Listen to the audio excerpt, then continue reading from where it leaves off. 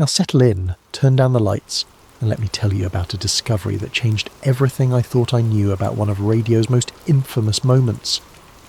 The August heat in Phoenix was unbearable, even at 9 in the evening.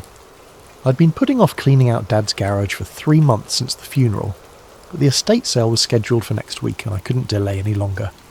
The musty smell of motor oil and decades of accumulated memories hit me as I pulled the string on the bare bulb hanging from the ceiling. Dad had been a creature of habit, a night shift supervisor at the local power plant who'd spent his off hours tinkering with radios and electronics. Boxes lined the shelves, each meticulously labelled in his careful handwriting. Ham radio parts, 1995. Shortwave manuals, Electronics Weekly, 1990 to 1999. It was the box tucked behind his old workbench that caught my attention. Unlike the others, this one bore a label that made no immediate sense. C2C, 1997. The cardboard was yellowed with age, and when I lifted it I heard the familiar rattle of cassette tapes inside. Coast to Coast AM, of course. Dad had been obsessed with Art Bell's late-night radio show during the 90s. I remembered falling asleep as a kid to the distant murmur of his transistor radio playing in the garage, Art's distinctive voice discussing UFOs, government conspiracies, and things that went bump in the night. Mum used to joke that Dad collected conspiracy theories like other men collected baseball cards. Inside the box were dozens of cassette tapes, each labelled with dates from 1997. March 15th, Time Traveller Call, June 22nd, Mel's Hole, August 3rd, Crop Circle Expert. Dad had been recording the shows off the air during his night shifts, creating his own archive of the programme's most memorable moments. Most of the tapes looked well worn, clearly played multiple times over the years, but one stood out. The handwriting was different, shakier, more urgent. Instead of Dad's usual neat printing, this label was scrawled in what looked like black marker. Do not play, area caller. I turned the tape over in my hands. Unlike the others, this one showed no signs of wear. The plastic case was pristine, as if it had been sealed away and never touched again after that initial recording. My curiosity got the better of me. I dug through Dad's electronics until I found his old boombox, the same one he'd used for decades. The cassette clicked into place with a satisfying snap, and I pressed play. Static filled the garage, followed by Art Bell's unmistakable voice cutting through the white noise like a beacon in the darkness. You're listening to Coast AM. I'm Art Bell and it's... Let me see here. It's 3:10 in the morning, Pacific time. We're taking calls about government cover-ups and military installations. You're on the air, caller. What followed was 11 minutes of pure terror. The voice that came through the speakers was frantic, breathless, barely coherent. The caller claimed to be a former employee of Area 51, calling from a payphone because his home and cell phones were being monitored. His words tumbled over each other in panic as he described extra-dimensional beings who had infiltrated military installations across the southwest. I'd heard about this call before. Anyone interested in UFO lore or conspiracy theories knew about the infamous September 11th, 1997 broadcast.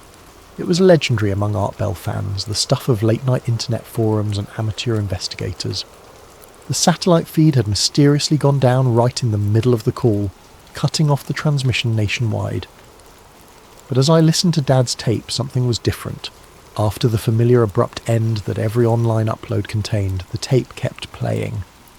Where digital versions went silent, this one continued. I heard Art Bell's voice, off-air now. The professional broadcaster's facade completely dropped. What the hell just happened? We just lost the uplink. Jim, are you getting anything from the satellite? Nothing. Nothing at all. There was shuffling, muffled conversation in the background. Someone doesn't want this heard. Get me the engineer, now. More static, then Art's voice again. Quieter now, as if he was speaking directly into his microphone. Ladies and gentlemen, we're experiencing technical difficulties. We seem to have lost our satellite feed. For those of you listening on terrestrial radio, we'll be back after this brief interruption. The tape clicked off. I sat in the sweltering garage staring at the boombox. This segment had never been rebroadcast. I'd scoured the internet over the years, listening to every available version of that infamous call, and none of them contained what I'd just heard. Art's genuine confusion, his immediate suspicion that the cut-off was deliberate. It had all been edited out of every subsequent broadcast and internet upload. Why had Dad recorded this? More importantly, why had he labelled it with that warning? Do not play. But he'd saved it for 28 years. I rewound the tape and played it again, this time focusing on the background. Beneath the caller's frantic voice and Art's responses, there was something else. A low hum, almost subsonic, threading through the entire recording like a hidden frequency. The hum wasn't random. It had a pattern, rising and falling in subtle waves that seemed almost purposeful. Sleep eluded me that night. I lay in bed, replaying the tape over and over in my mind, especially those final moments when Art Bell seemed genuinely shaken. By dawn, I was at my computer, diving deep into coast-to-coast AM archives and fan sites. The September 11th, 1997 call had inspired dozens of forum threads over the years. Most dismissed it as an elaborate hoax, but several listeners from that night remembered details that matched what I'd heard on Dad's tape. References to the sudden satellite failure, speculation about government interference, debates about whether the caller's panic was genuine or scripted. One forum thread from 1999 caught my attention. The original post had been deleted, but the replies remained. Did anyone else notice the background frequency during the Area 51 call? My friend who's into ham radio thinks there might be coordinates embedded in the hum. Coordinates to what? That's what we're trying to figure out. He's been working on it for weeks. Has he found anything? He thinks it's somewhere in Nevada, near Groom Lake. The thread ended there, with no follow-up posts. The username of the original poster was listed as Desert Listener 97, but the account had been deleted years ago. I spent the next 3 days obsessing over that forum thread and others like it. Ham radio operators in the late 90s had apparently been analysing the background hum of the transmission, attempting to decode what they believed was hidden data. Most of the technical discussions were beyond my understanding, but the consensus seemed to be that the signal contained some kind of encoded coordinates, all pointing to a specific location in the Nevada desert. I found a more recent post from 2018 on a UFO research site. A user named Radio Hawk claimed to have finally decoded the coordinates from a high-quality recording of the original broadcast. After 20 years of analysis, I'm confident the embedded signal points to 37.2431 degrees north, 115.7930 degrees west. That's about 15 miles south of Groom Lake, near Papoose Dry Lake. Bob Lazar's alleged S4 facility would be in this general area. I plugged the coordinates into Google Maps. The location was in the middle of nowhere, a patch of desert scrubland surrounded by restricted military airspace. But it was accessible via a network of dirt roads that branched off from the extraterrestrial highway. The rational part of my mind knew this was insane. I was chasing coordinates that may or may not have been encoded in a 28-year-old radio broadcast by people who were probably conspiracy theorists themselves. But the tape in Dad's garage nagged at me. Why had he kept it? Why the warning not to play it? And why did Art Bell sound so genuinely disturbed by the sudden satellite failure? By Friday morning, I'd made my decision.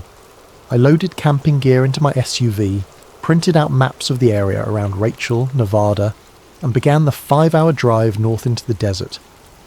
The little alien sat like a lonely outpost on Nevada's extraterrestrial highway, its weather-beaten sign promising earthly food for extraterrestrial appetites. I pulled into the gravel parking lot just as the sun was beginning its descent toward the western mountains, painting the desert in shades of amber and rust. Inside, the restaurant was exactly what I'd expected, a shrine to UFO culture with alien memorabilia covering every available surface. Faded photographs of supposed UFO sightings shared wall space with newspaper clippings about Area 51 and signed pictures of celebrities who'd visited over the years. The owner, a weathered man in his 70s named Joe, poured me coffee that looked like it had been brewing since the Clinton administration. When I mentioned I was researching the 1997 coast-to-coast AM call, his eyes lit up with recognition. "Oh, hell yes, I remember that call," he said, settling onto the stool behind the counter. "That was something else." Had folks driving out here for months afterward, all wanting to go skywatch where they thought the caller might have been transmitting from. Did anyone ever find anything? Joe chuckled. Depends on what you mean by find. A couple weeks after that broadcast, we had this group of ham radio guys show up with all kinds of equipment. They'd been tracking radio signals, claimed they'd narrowed down where the call came from, spent 3 days out in the desert with their gear. What did they find? That's the funny thing. They found an old military relay station about 20 miles south of here. Been abandoned for years, but according to them it was still powered up, running on backup batteries that should have died decades ago. My heart rate quickened. Do you know exactly where? Joe studied me for a moment, then reached under the counter and pulled out a worn road atlas. He flipped to the Nevada section and pointed to a spot marked with a faded X in pencil. Right about here. But I gotta warn you, folks who went looking for that place, some of them came back pretty spooked. One old-timer told me they shut down that relay station a couple of years after the call, said it was obsolete, but he swore he could still hear things out there after dark, like power humming under the sand. I memorised the location on the map and bought Joe's coffee and a pre-packaged sandwich for the road. As I was leaving, he called out, "You be careful out there. Desert's got a way of keeping secrets, and sometimes secrets don't want to be found." The dirt road to the coordinates was rougher than Google Maps had suggested. My SUV bounced and lurched over washouts and rock fields as the sun disappeared behind the mountains, leaving me navigating by headlights and GPS. After an hour of slow, careful driving, my headlights illuminated a chain-link fence topped with rusted barbed wire. Beyond the fence, barely visible in the darkness, stood the silhouette of a low concrete building. The fence had been cut years ago, probably by previous visitors following the same trail I was on. I slipped through the gap and approached the building with my flashlight, noting the faded military markings on the concrete walls and the collapsed section of roof that had partially caved in from decades of neglect. But as I got closer, I noticed something that didn't fit the narrative of decades-long abandonment. A thin line of light was visible beneath what remained of the building's front door. The door hung askew on its hinges, and I had to push aside debris to squeeze inside. My flashlight beam revealed a single room filled with obsolete communications equipment, radio panels, frequency monitors, and banks of switches that looked like they belonged in a 1960s NASA control room. And in the centre of it all, impossibly, was a radio console that was still active. Green lights blinked steadily on the panel, and a low hum emanated from speakers mounted on the wall. According to a digital display, the system was running on backup power. Backup power that, according to the date stamps on nearby equipment, should have failed sometime in the early 2000s. I approached the console carefully, as if it might disappear if I moved too quickly. The main panel had been modified extensively, with additional wiring and components that looked far more modern than the rest of the equipment. Someone had been maintaining this system, upgrading it, keeping it operational long after the military had supposedly abandoned the site. A locked drawer in the console's base caught my attention. The lock was old and corroded, and after a few minutes with my multi-tool it clicked open. Inside were logbooks and communication records dating back to 1997. My hands shook as I flipped through pages of entries, most of them routine maintenance reports and signal tests, but the entries for September 1997 were different. September 11th, 1997, 0310 PST. Unauthorized transmission detected on backup frequency. Signal traced to mobile source within restricted airspace. September 11th, 1997, 0318 PST. Rapid response team dispatched to intercept source. September 11th, 1997, 0325 PST. Source signal terminated. Interference event confirmed. Recommend protocol enhancement. September 12th, 1997. All records classified under Project Nightfall. Station decommissioned pending investigation. But the entries didn't stop there. They continued monthly, sometimes weekly, all the way up to the present day. Someone had been monitoring this location continuously for nearly 3 decades, documenting what they called recurring transmissions and pattern analysis. The most recent entry was dated just 2 weeks ago, August 15th, 2025. Annual transmission confirmed. Signal strength increasing. Pattern suggests escalation timeline. Recommend continued monitoring through September event window. Annual transmission, September event window. I photographed every page with my phone, my pulse racing as the implications became clear. The 1997 call hadn't been a one-time event. According to these logs, it had been repeating every year, broadcasting from the same location on the same date at the same time. But that was impossible. The original caller, if he was real, would be in his 70s by now, assuming he'd survived whatever had terrified him so badly in 1997. And if he was dead, who was continuing to broadcast his message? I was so absorbed in photographing the logbook entries that I didn't hear the approaching vehicle until its headlights swept across the building's interior. I quickly stuffed the logbooks back into the drawer and grabbed my flashlight, but it was too late to slip away unnoticed. The truck's engine shut off outside and I heard footsteps approaching the building. A gravelly voice called out, "I know you're in there. Come on out slow and keep your hands where I can see them." I emerged from the building with my hands raised, squinting against the glare of a powerful flashlight. Behind it, I could make out the silhouette of a man in a wide-brimmed hat, standing next to a dust-covered pickup truck. "You another one of those internet investigators?" he asked, lowering the flashlight slightly. In the reduced glare, I could see he was in his 60s, with the weathered face of someone who had spent decades in the desert sun. "Just curious about this place," I replied carefully. "I heard about it from some old forum posts." He chuckled, but there was no humour in it. "Curious. That's what they all say." He gestured toward the building. "Find anything interesting in there?" "Just old military equipment. Most of it's been stripped out." But not all of it. It wasn't a question. He studied me for a long moment, then seemed to reach some kind of decision. "Name's Tom Briggs, retired Air Force. Spent 20 years working radio triangulation and signal intelligence out of Nellis." "What brings you out here?" "Same thing that brings all of you eventually. That goddamn radio call." He leaned against his truck, suddenly looking every one of his 60-plus years. "I was on duty that night in 97, working the monitoring station. We tracked that transmission in real time." My heart nearly stopped. "You were there." "Not there," he said, pointing toward the building, "but I was part of the team that pinpointed where it came from. And I can tell you right now, it didn't come from some payphone like everyone thinks." "Where did it come from?" Tom was quiet for so long I thought he wasn't going to answer. Finally he sighed. "Signal originated from inside restricted airspace, about 2 miles above this exact location, moving at approximately 80 miles per hour in a northwesterly direction." "Moving? Like from an aircraft?" "That's what we thought at first. But no aircraft was supposed to be in that airspace, and the signal characteristics."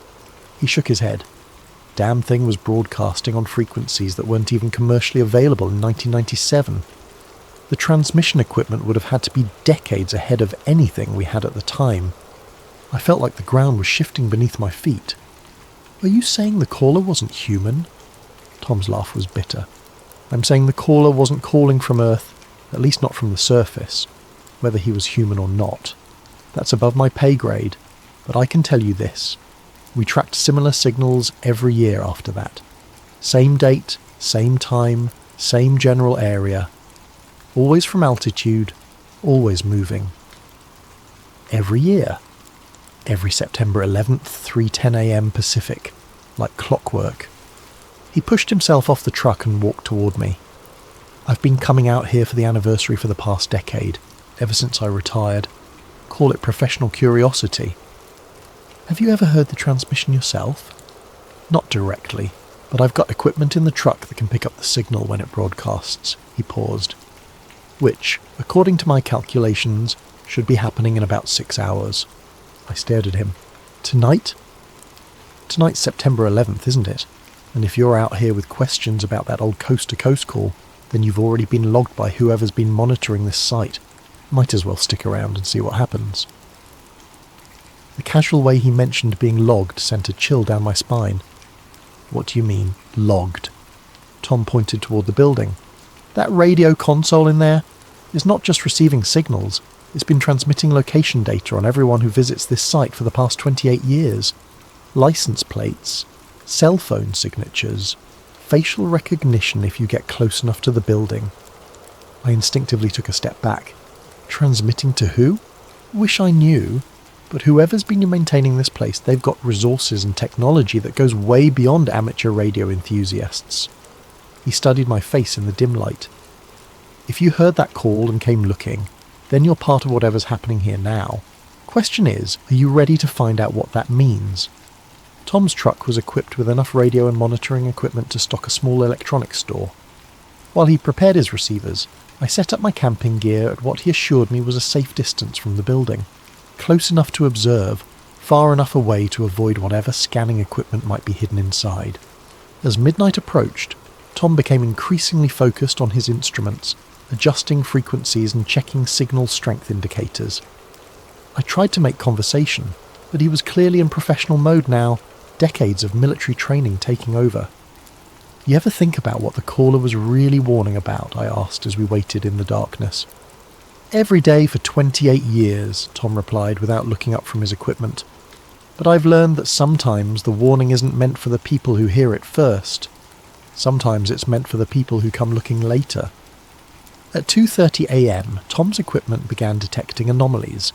Radio frequencies that had been silent all evening suddenly came alive with activity, though nothing we could hear clearly.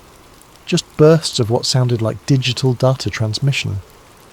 Something's coming, Tom said quietly. Whatever's been broadcasting that signal, it's powering up.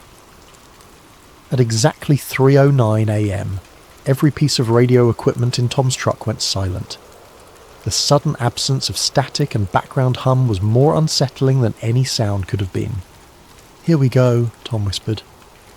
At 3:10 a.m, my shortwave radio crackled to life. The voice that emerged from the speakers was exactly the same as the one I'd heard on Dad's tape. The same frantic, breathless panic. The same desperate words spilling over each other in fear. But this wasn't a recording. The signal was live, broadcasting in real time with all the characteristics of a current transmission. "Hello? Hello? Is anybody out there? This is... I can't tell you my name. They're listening. They're always listening.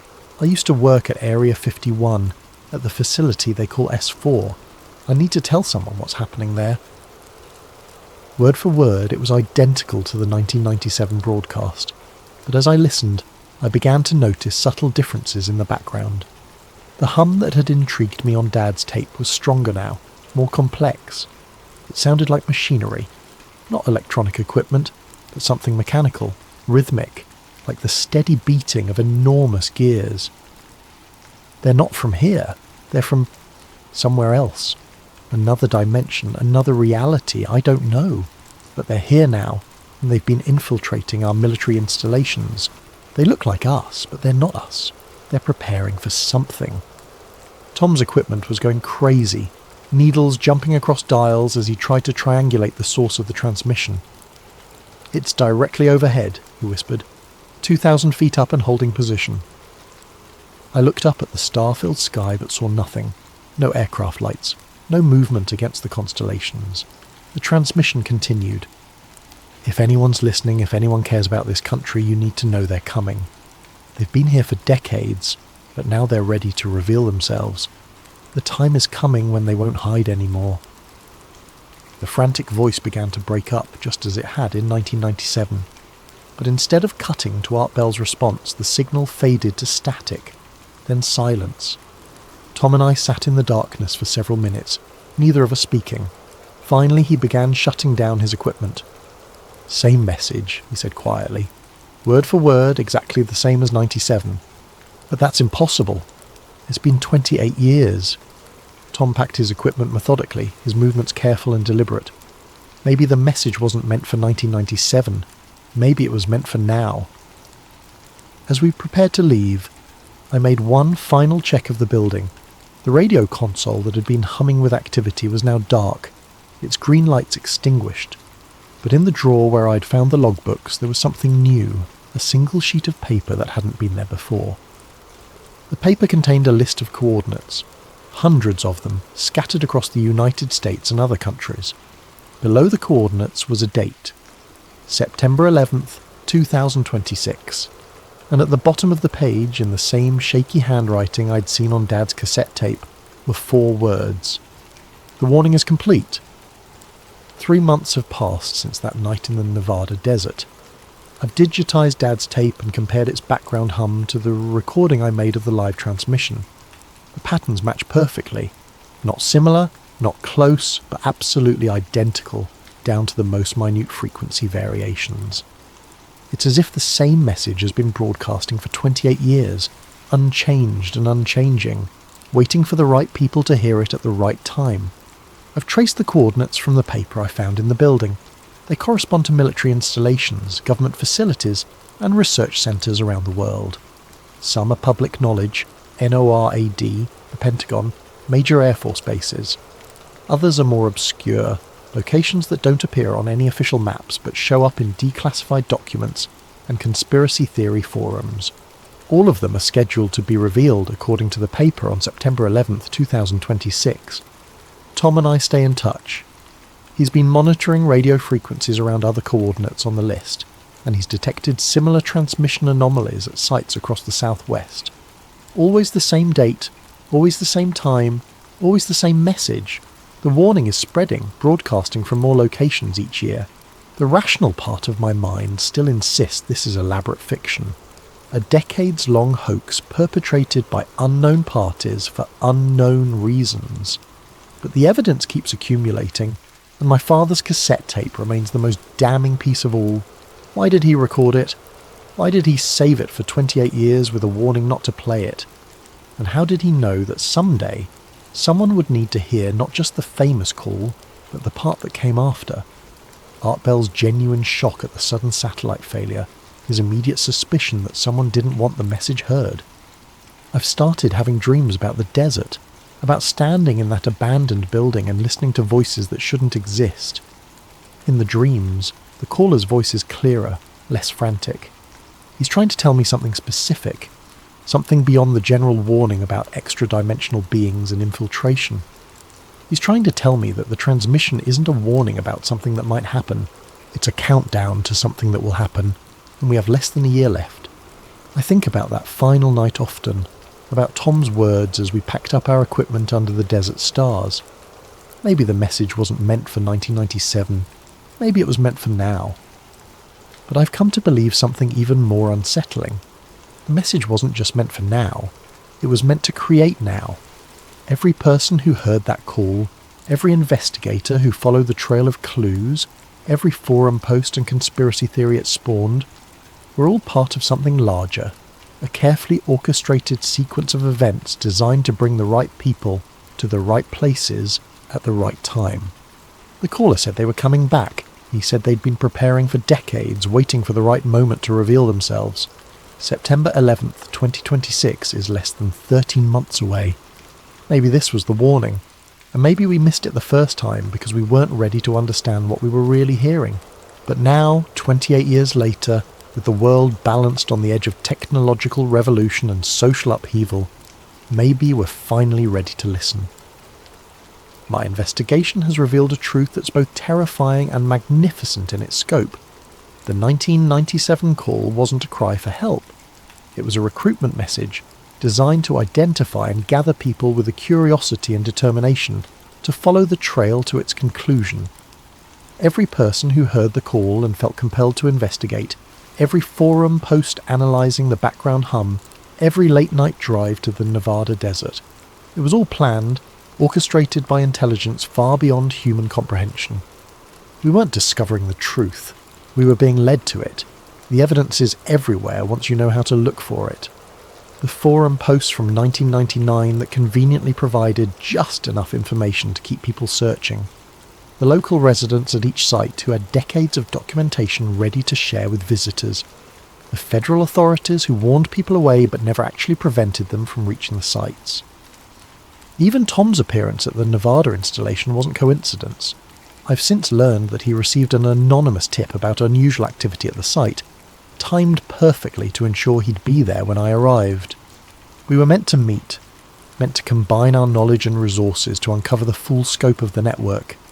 The question is, are we ready for what comes next? I've set up my own monitoring equipment now, scanning frequencies around the clock. The annual transmissions are getting stronger, more frequent.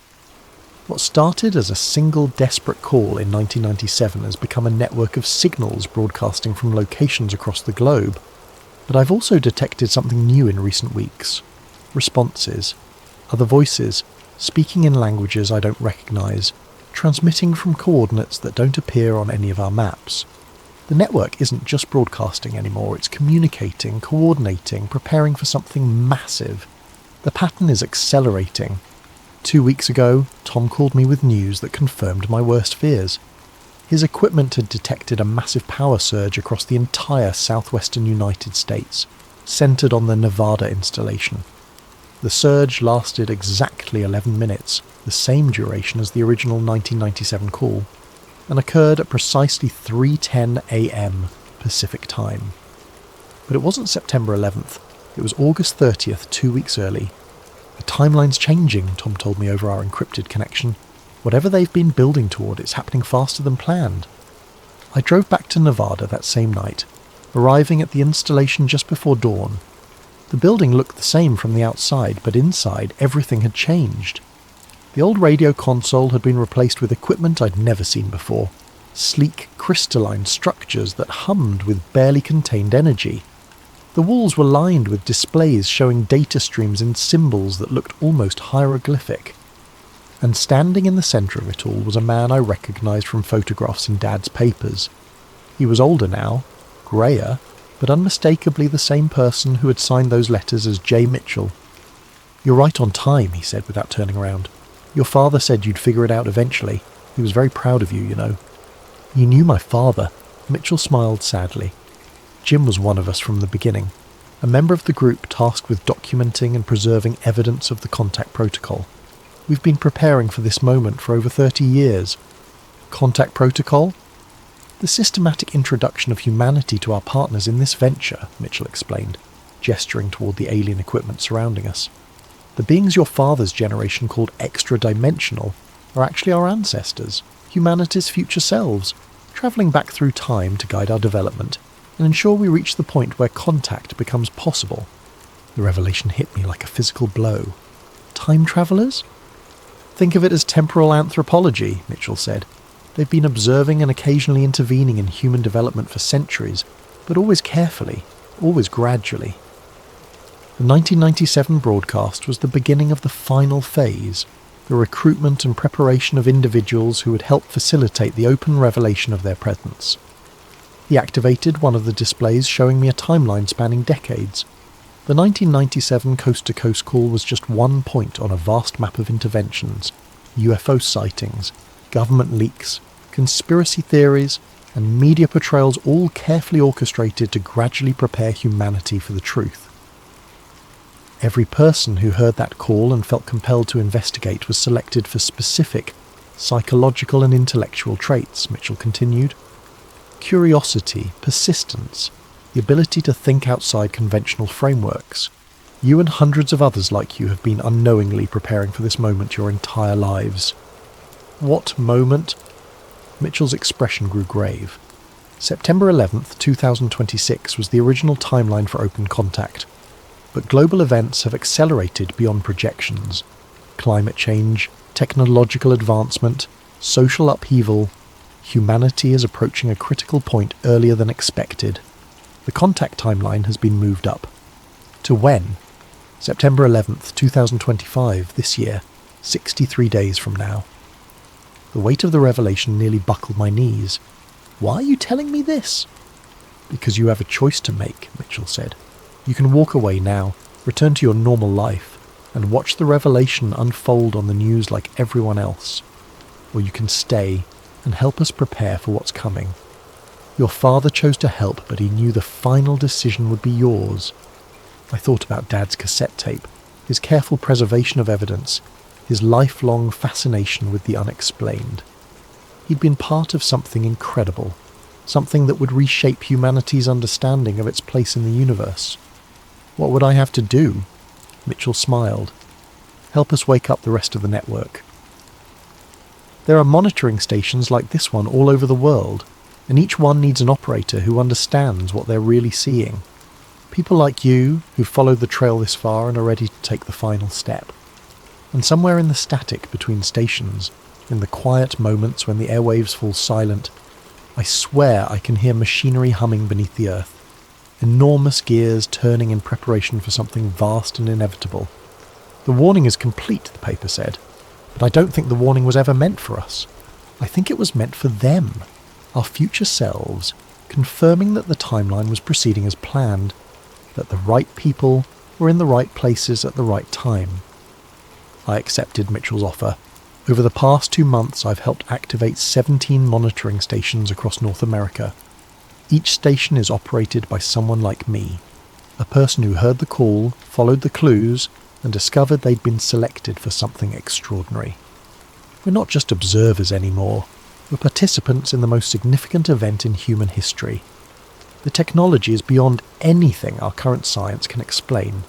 The equipment doesn't just monitor radio transmissions, it monitors temporal fluctuations, tracking the movements of beings who exist partially outside our normal time stream. What we've been calling extra-dimensional is actually extra-temporal, our descendants from a future where humanity has learned to navigate time itself. They've been guiding our development for centuries, nudging us toward the technological and social breakthroughs necessary to join them as partners rather than remaining as subjects of study. The revelation scheduled for September 11th isn't an invasion or conquest. It's a graduation ceremony. Humanity is about to learn that we're not alone in the universe because we never were alone. We've been under the protection and guidance of our own future selves all along. The Coast to Coast call in 1997 was their way of identifying people with the intellectual flexibility and emotional stability to handle this truth. The frantic, terrified voice wasn't warning about an invasion. It was expressing the natural fear and confusion any person from our era would feel upon discovering the reality of time travel and temporal intervention. But the caller wasn't just any person. Analysis of the voice patterns and linguistic markers suggests he was one of us, one of the people recruited through the decades-long selection process, but from an earlier iteration of the timeline. His fear came from understanding what was approaching, not from being threatened by it. September 11th, 2025 is now just 3 weeks away, and the final preparations are accelerating. The monitoring stations have become communication hubs, allowing real-time coordination between the temporal intervention team and their contacts in our era. The conversations I overhear are fascinating and terrifying in equal measure. Discussions of timeline stabilization, cultural adaptation protocols, and the careful choreography required to reveal the truth without causing mass panic. I've learned that the specific date, September 11th, was chosen not for its symbolic significance in our timeline, but because it represents a temporal intersection point where multiple probability streams converge. On that date at exactly 3:10 a.m. Pacific time, the barriers between our time and theirs will be thin enough to allow for stable, permanent contact. The revelation won't be subtle. Every monitoring station will activate simultaneously, broadcasting a coordinated message that will override radio, television, and internet communications worldwide. The message will come not from mysterious callers or government spokespeople, but from recognizable human faces, our descendants, showing us what humanity becomes when we survive our current challenges and learn to work together on a cosmic scale. The future they represent isn't utopian, but it's hopeful. They've survived climate change, technological disruption, and social upheaval by learning to think beyond the limitations of linear time. They've become gardeners of their own past, nurturing the seeds of wisdom and cooperation that will grow into the civilization they represent. And in 21 days they're going to offer us the chance to join them. I think about my father often during these final weeks. He spent years preserving that cassette tape, knowing that someday his son would need to hear it and follow the trail to its conclusion. He was part of a generation that laid the groundwork for this moment, and now it's my generation's turn to take the next step. The choice that awaits humanity on September 11th isn't whether to accept or reject contact with alien beings. It's whether we're ready to accept responsibility for becoming the ancestors of a civilization capable of travelling through time to guide its own development. Are we ready to become gardeners of time itself? In 18 days, we'll find out. What if the objects we see streaking through our solar system aren't just cosmic debris? What if some of them are watching, waiting, and following a pattern we're only beginning to understand? Tonight's story takes us into the world of deep space surveillance, government cover-ups, and the terrifying possibility that we're not alone, and haven't been for decades. If you enjoy stories like this that blur the line between science and the unknown, make sure to hit that like button and subscribe to Sleep Theories for more content that will keep you questioning what's really out there, and drop a comment below letting me know what time you're listening and where you're from around the world. I love connecting with fellow night owls and mystery seekers. Now, let's dive into the Atlas pattern. The coffee had gone cold hours ago, but I kept sipping it anyway. Room temperature caffeine was better than no caffeine, especially when you're staring at endless streams of astronomical data at 3:47 AM. My name is Marcus Webb, and I'm what you might charitably call a data analyst for the Near-Earth Object Surveillance Network, though glorified pattern-matching drone would be more accurate. Most nights were the same routine: cross-reference orbital trajectories, flag anything that deviated from predicted paths, file reports that maybe 3 people would ever read, asteroids, comets, space junk. It all blurred together into points of light moving predictably through the void. The work was mind-numbing, but it paid the bills and kept me close to the stars I'd loved since childhood.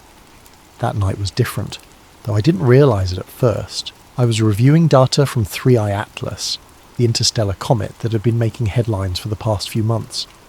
Unlike most comets that originate from our own solar system, this one had come from deep space, only the 3rd confirmed interstellar visitor we'd ever detected.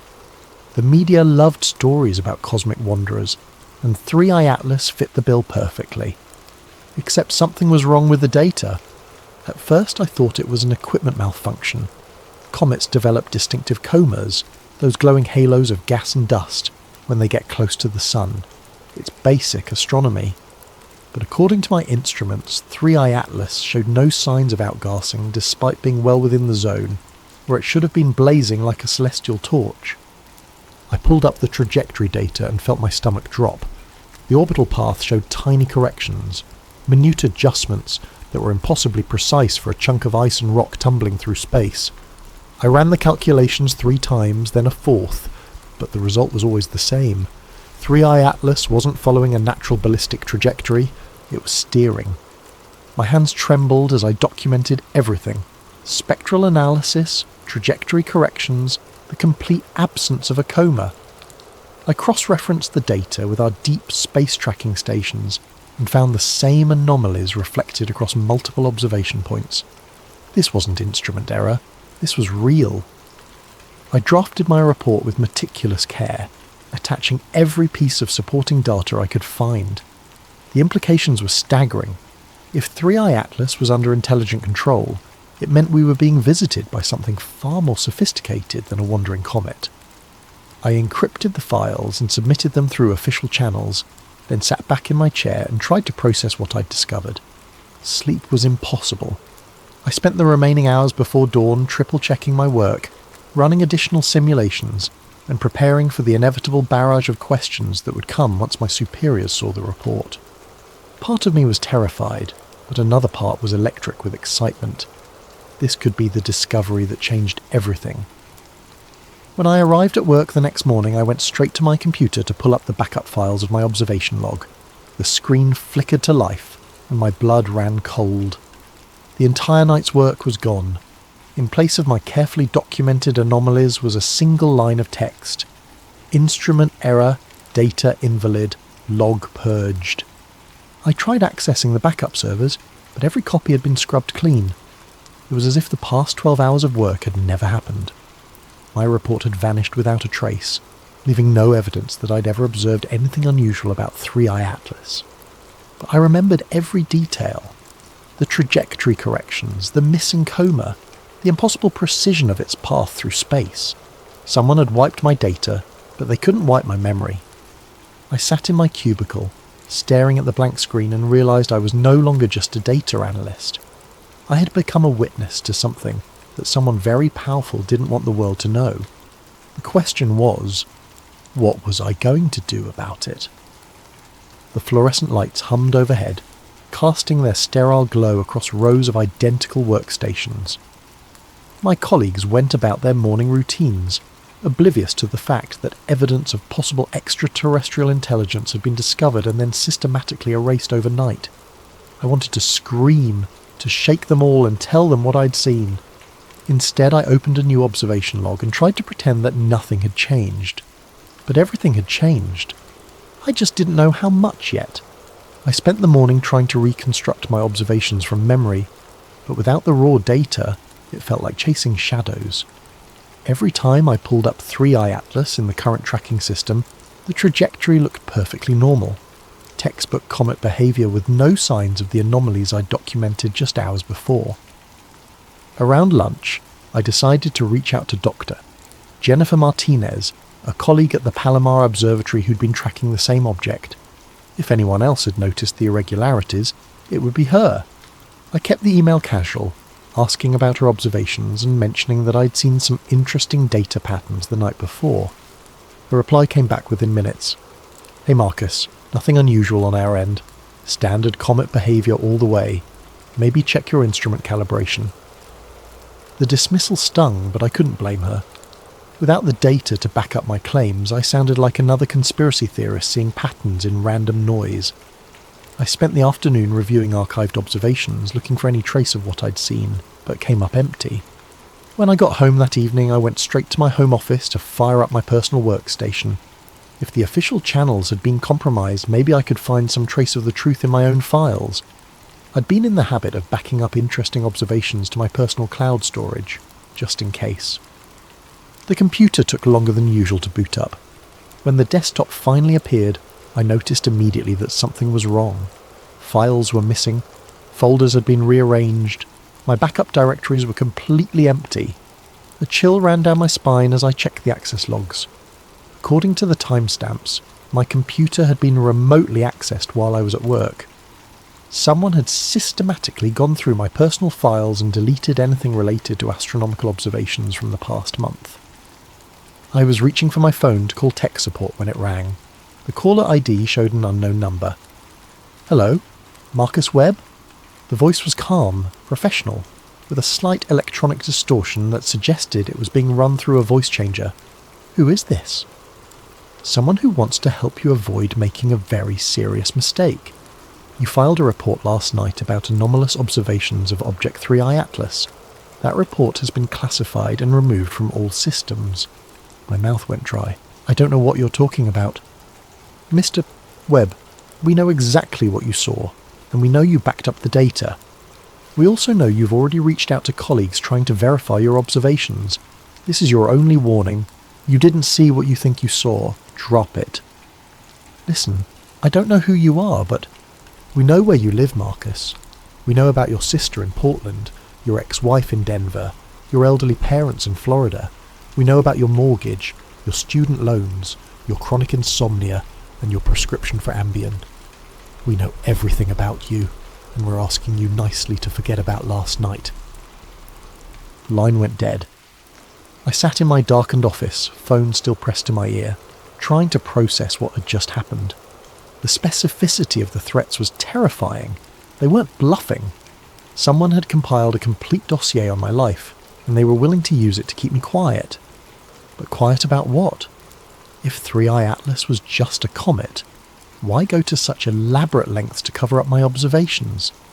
The very existence of this conspiracy suggested that what I'd seen was real, and more significant than I'd imagined. I walked through my apartment, checking locks and drawing curtains. Every shadow seemed to harbour potential surveillance, every car passing on the street a possible threat. I'd stumbled onto something that powerful people desperately wanted hidden, and now I was in their crosshairs. The smart thing would be to listen to the warning, delete whatever remaining files I could find, and pretend the whole thing never happened. I could go back to my quiet life of routine observations and meaningless reports. I could be safe. But I couldn't get the image out of my head. That metallic glint making impossible course corrections as it sailed through the void.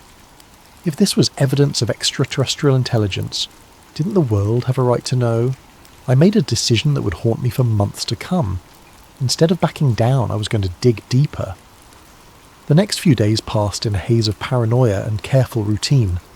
I went to work, processed data on mundane asteroids, and avoided anything remotely connected to 3i Atlas. My supervisors seemed satisfied that I'd gotten the message, but I could feel their eyes on me whenever I moved through the office. At home, I'd become obsessive about security. I disconnected my personal computer from the internet and started using an old laptop with a VPN connection from various coffee shops around the city. If someone was monitoring my activities, I was going to make it as difficult as possible. It was on Thursday night, exactly a week after my initial observations, that everything changed again. I was reviewing innocuous comet data on the disconnected computer when a notification chimed from the old laptop. New email. That was odd. I hadn't given the address to anyone, and it was supposed to be completely anonymous. The sender field was blank. The subject line read simply, "You're not alone." My cursor hovered over the message for several long minutes. Every instinct screamed that this was a trap, another layer of the conspiracy designed to draw me deeper into danger. But curiosity won out, and I clicked. The email contained no text, just a single encrypted attachment. The file name was project_Atlas_1987_declassified.pdf. I stared at the screen, heart pounding. 1987. That was decades before the discovery of our first confirmed interstellar visitor. Yet here was a file suggesting that something called Project Atlas had been operational for over 30 years. The decryption key was embedded in the file metadata, almost as if someone wanted to make sure I could access it easily. I ran the file through every security scanner I could find, but it came back clean. Finally, I opened it. What I saw made my hands shake so badly I nearly dropped the laptop. The document was a partial intelligence briefing stamped with classifications I'd never seen before. The header read, "Interstellar Object Reconnaissance Program, Project Atlas, Eyes Only." The first page contained an executive summary that made my blood run cold. Analysis of Object Designation 1/2017 U1 Oumuamua confirms artificial origin and reconnaissance capabilities consistent with previous visitations dating to 1987. Object demonstrated control trajectory adjustments, non-gravitational acceleration, and structural properties incompatible with natural formation.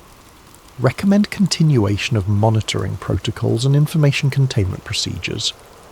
I scrolled through page after page of technical analysis, trajectory data, and spectroscopic readings that painted a picture I could barely comprehend.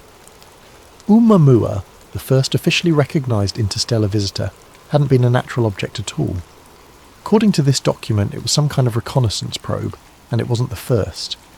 The file included a timeline that made my stomach churn. 1987, first confirmed artificial interstellar object, designation classified. 1996, second visitor, trajectory adjusted to avoid detection. 2003, third visitor demonstrated active camouflage capabilities. 2017, Oumuamua arrival, too large to conceal from public observation. 2019, 2I/Borisov, partial artificial characteristics detected, and at the bottom of the timeline, a chilling projection. Pattern analysis suggests visitation cycle of 6 to 7 years, with each object following optimized surveillance trajectories through inner solar system. Recommend heightened monitoring for next projected arrival, 2025 to 2026 time frame. 3i Atlas had arrived right on schedule. I spent hours poring over the technical data trying to understand the implications. These weren't random cosmic visitors. They were part of a systematic surveillance operation spanning decades. Someone, or something, had been conducting regular reconnaissance of Earth, and our governments had known about it all along. The document included references to information containment protocols and civilian observation management, which explained what had happened to my data. This wasn't just a cover-up. It was a well-established system for suppressing any evidence that leaked into public channels. But why give me this information? Who had access to such highly classified material? And why were they willing to risk everything to leak it to a low-level data analyst? I printed the entire document on the coffee shop's printer, then deleted all traces from the laptop.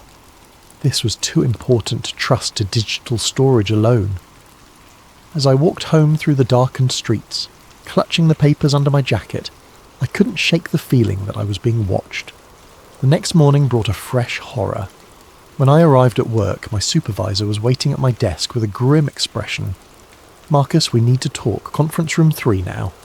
Inside the sterile meeting room, he laid out a series of photographs across the table. They showed me entering the coffee shop, using the laptop, printing documents, and walking home with a manila envelope under my arm. "We've been very patient with you," he said quietly, "but this ends now. Whatever game you think you're playing, it stops today." I stared at the surveillance photos, realizing just how completely I was outmatched. They'd been watching every move, documenting every attempt to investigate further. The leaked document wasn't help. It was bait, designed to draw me out and prove that I couldn't be trusted to stay quiet. "I don't know what you want me to say," I managed. "I want you to say that you understand. You're a good analyst, Marcus, but you're in way over your head. Take a vacation, 2 weeks, paid leave. Think about whether this job is really the right fit for you." The message was clear. Back off or lose everything. But as I cleaned out my desk under the watchful eyes of security, I couldn't help but smile grimly. They thought they'd caught everything, but they were wrong. Hidden in my apartment was a complete copy of the Project Atlas file, and more importantly, I now knew I wasn't the only one who'd seen through the deception. Someone else was out there, someone with access to the deepest secrets of the conspiracy, and they were trying to help me expose the truth. 2 weeks of forced vacation gave me time to think, but sleep remained elusive. Every night I found myself staring out my bedroom window at the stars, wondering how many of those points of light had been visited by the Watchers. The Project Atlas document had opened a door to a reality I couldn't close again. I'd hidden the printed files in a safety deposit box at a bank across town, but I'd memorized every crucial detail. The pattern was what haunted me most. Regular intervals, a systematic coverage, and a level of coordination that suggested long-term planning spanning multiple decades. During the day, I visited libraries and used their public computers to dig through archived astronomical data. I was looking for gaps, objects that had been observed briefly and then forgotten, trajectory anomalies that had been dismissed as instrument error, anything that might fit the pattern described in the classified document. What I found was more disturbing than I'd imagined. In 1987, the Harvard-Smithsonian Center for Astrophysics had published a brief note about an unusual object designated 1987 QX. The initial observations showed it on an interstellar trajectory, but follow-up attempts failed to relocate it. The official explanation was insufficient data for continued tracking. But buried in the technical appendix, I found a reference to anomalous spectral characteristics suggesting metallic composition and non-gravitational acceleration inconsistent with comet outgassing. 1987, QX had been the first visitor, exactly as described in the leaked document. I found similar patterns throughout the historical record, objects that appeared briefly in official catalogues before being reclassified or forgotten entirely, always at the predicted intervals, always showing subtle signs of artificial origin, always disappearing from public view after initial detection. The 1996 visitor had been detected by 3 different observatories, but within months, all references to it had been removed from published papers. I found fragments in old conference abstracts and preliminary reports, but the object itself had been erased from the official record. By 2003, the concealment efforts had become more sophisticated. That year's visitor never appeared in any public catalogues at all, but I found oblique references to it in budget documents, requesting additional funding for deep space monitoring equipment, and personnel evaluations praising staff for exceptional discretion in sensitive operations. The pattern was undeniable. For over 30 years, someone had been systematically monitoring and covering up evidence of artificial objects entering our solar system. The only question was, who was doing the covering up, and what were they hiding? My research was interrupted by a phone call from an unknown number. I almost didn't answer, but something made me pick up. "Is this Marcus Webb?" The voice was elderly, gravelly, with a slight tremor. "Who's asking?" "Someone who's been watching your library research with great interest. My name is Dr. Harold Peterson. I think we should meet." The name was familiar. I'd seen it referenced in some of the older papers I'd been reviewing. Harold Peterson had been a respected astronomer in the 1980s, specialising in small body observations. His publications had stopped abruptly in 1988. "What do you want?" "I want to show you something that will change how you see everything, but not over the phone. Are you familiar with the old Griffith Observatory parking lot? Meet me there at midnight." Every instinct told me it was a trap, but I'd come too far to turn back now. That night I drove through the winding roads of Griffith Park, checking my rearview mirror constantly for signs of surveillance. The observatory was closed, its parking lot nearly empty except for a few late-night stargazers. Dr. Peterson was exactly what I'd expected. A thin, white-haired man in his 70s, leaning heavily on a walking cane and clutching a worn leather satchel. But his eyes were sharp and alert, and when he spoke, his voice carried the weight of terrible knowledge. "You're not the first to notice the pattern, Mr. Webb. I've been tracking it for over 3 decades. The difference is, I learned to keep my mouth shut." We sat on a bench overlooking the Los Angeles basin, the city lights washing out all but the brightest stars. He opened the satchel and withdrew a collection of photographs, charts, and handwritten notes. 1987 was when it all started for me, he said. I was working at Palomar then, part of a team doing systematic surveys of near-Earth objects. We detected 1987 QX on a Tuesday night in October. By Friday our department had been restructured, and I'd been reassigned to different projects. He showed me photographs of the object, grainy black and white images that nonetheless clearly showed an elongated structure with sharp edges and reflective surfaces. Nothing like any natural comet I'd ever seen. They offered me a choice: sign a non-disclosure agreement and continue my career studying harmless asteroids, or maintain my academic integrity and find myself blacklisted from every observatory in the world. I chose my career and I've regretted it every day since. Why are you telling me this now? Because I'm 74 years old, mister. Webb, I have pancreatic cancer, and I'm going to be dead within 6 months. They can't threaten my career anymore, and I'm tired of carrying this secret. He handed me a manila folder filled with documentation I'd never seen before. Internal memos about visitor protocols, budget allocations for special projects, and correspondence between observatories about maintaining operational security. There are more of us out there, he said. Astronomers who've seen things they can't talk about, technicians who've been reassigned after asking too many questions, graduate students whose thesis projects have been mysteriously cancelled. We're scattered, isolated and afraid, but we're not alone. The final document in the folder was a list of names and contact information. 24 astronomers, all with similar stories of suppressed observations and forced silence. At the top of the list was a note in Doctor. Peterson's handwriting. Project Atlas isn't just about covering up alien visitation. It's about preparing for something much bigger. The pattern is accelerating. What do you mean, accelerating? The intervals between visits are getting shorter. The objects are getting larger, and according to my calculations, the next one isn't coming to observe anymore.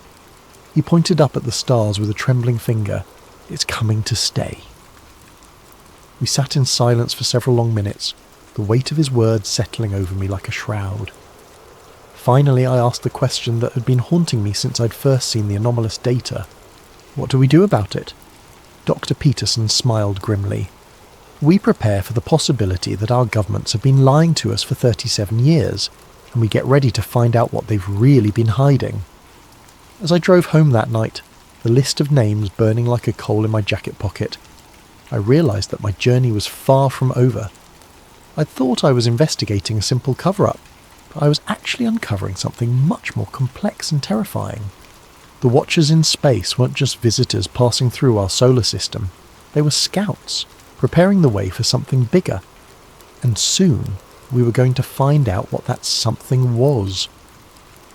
Dr. Peterson's death made the obituary section of the Los Angeles Times 3 days after our meeting.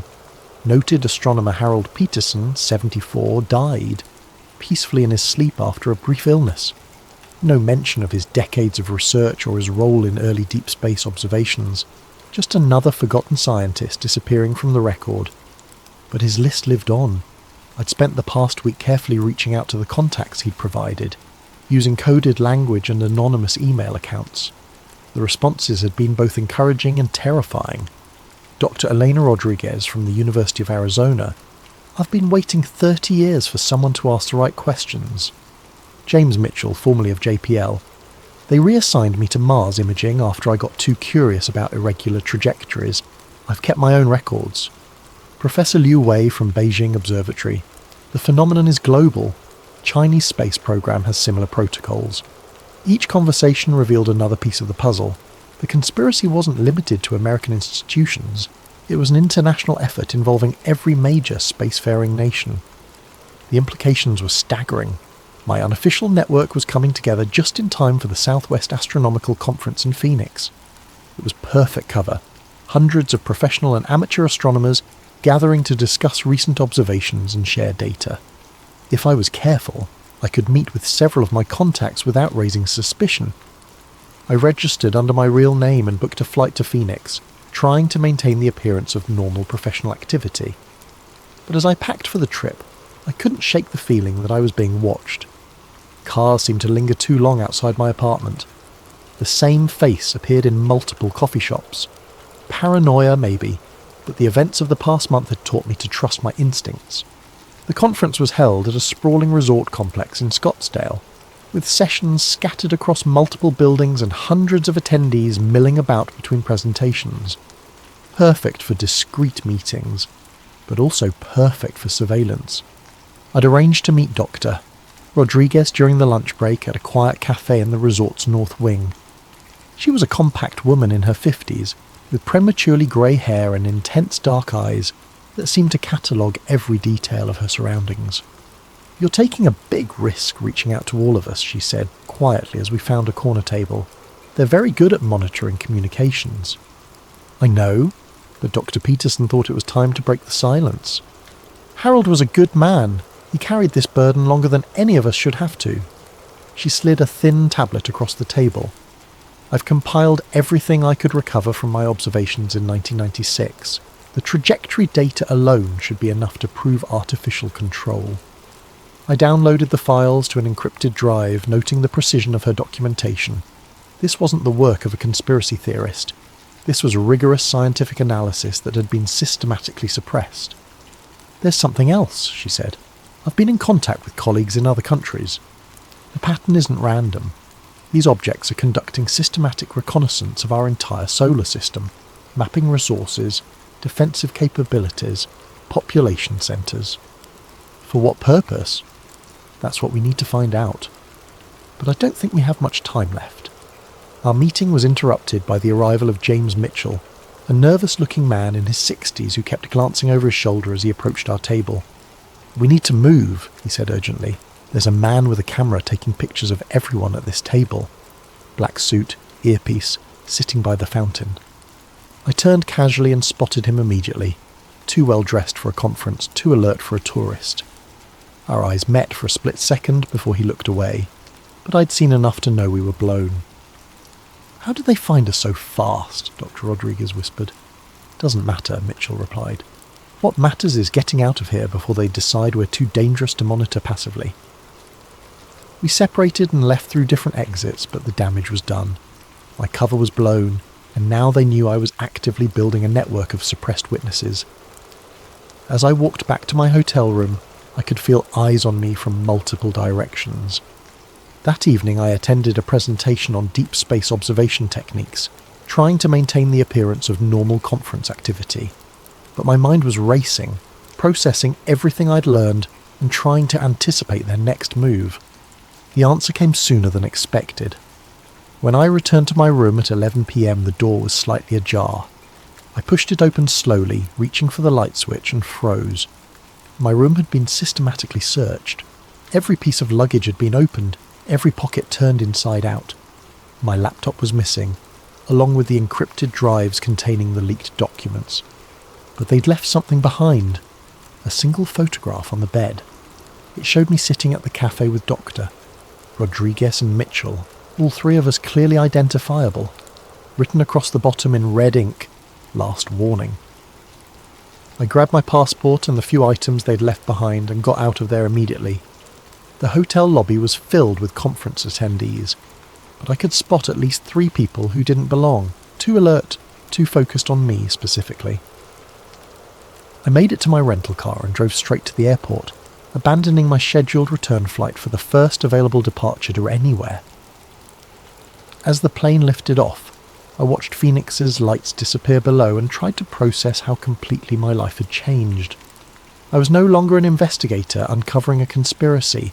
I was a fugitive being actively pursued by forces with unlimited resources and no apparent limits on their willingness to use them. But I'd also gained something invaluable, proof that I wasn't alone and confirmation that the pattern was real. Whatever was coming, there were others who'd been preparing for it, and together we might stand a chance of exposing the truth. The question now was whether we could do it before they silenced us all permanently. I spent 3 weeks moving between cheap motels and internet cafes, using cash and fake names, trying to stay one step ahead of whoever was hunting me. The paranoia was exhausting, but the leaked documents I'd memorized kept me focused on the bigger picture. If the pattern was real, if something was coming, then the world deserved to know. My breakthrough came through an unexpected connection. Professor Liu Wei had put me in touch with a contact in the hacktivist community, someone known only as Ghost Signal, who specialised in hijacking broadcast streams for political messages. If I could provide credible evidence, they could get it in front of millions of people before anyone could stop them. The meeting was set up through an elaborate chain of encrypted communications. I found myself in a 24-hour diner in Albuquerque, sitting across from a 20-something woman with purple hair and enough facial piercings to set off a metal detector. She introduced herself only as Maya, and seemed to take the whole thing as a personal challenge.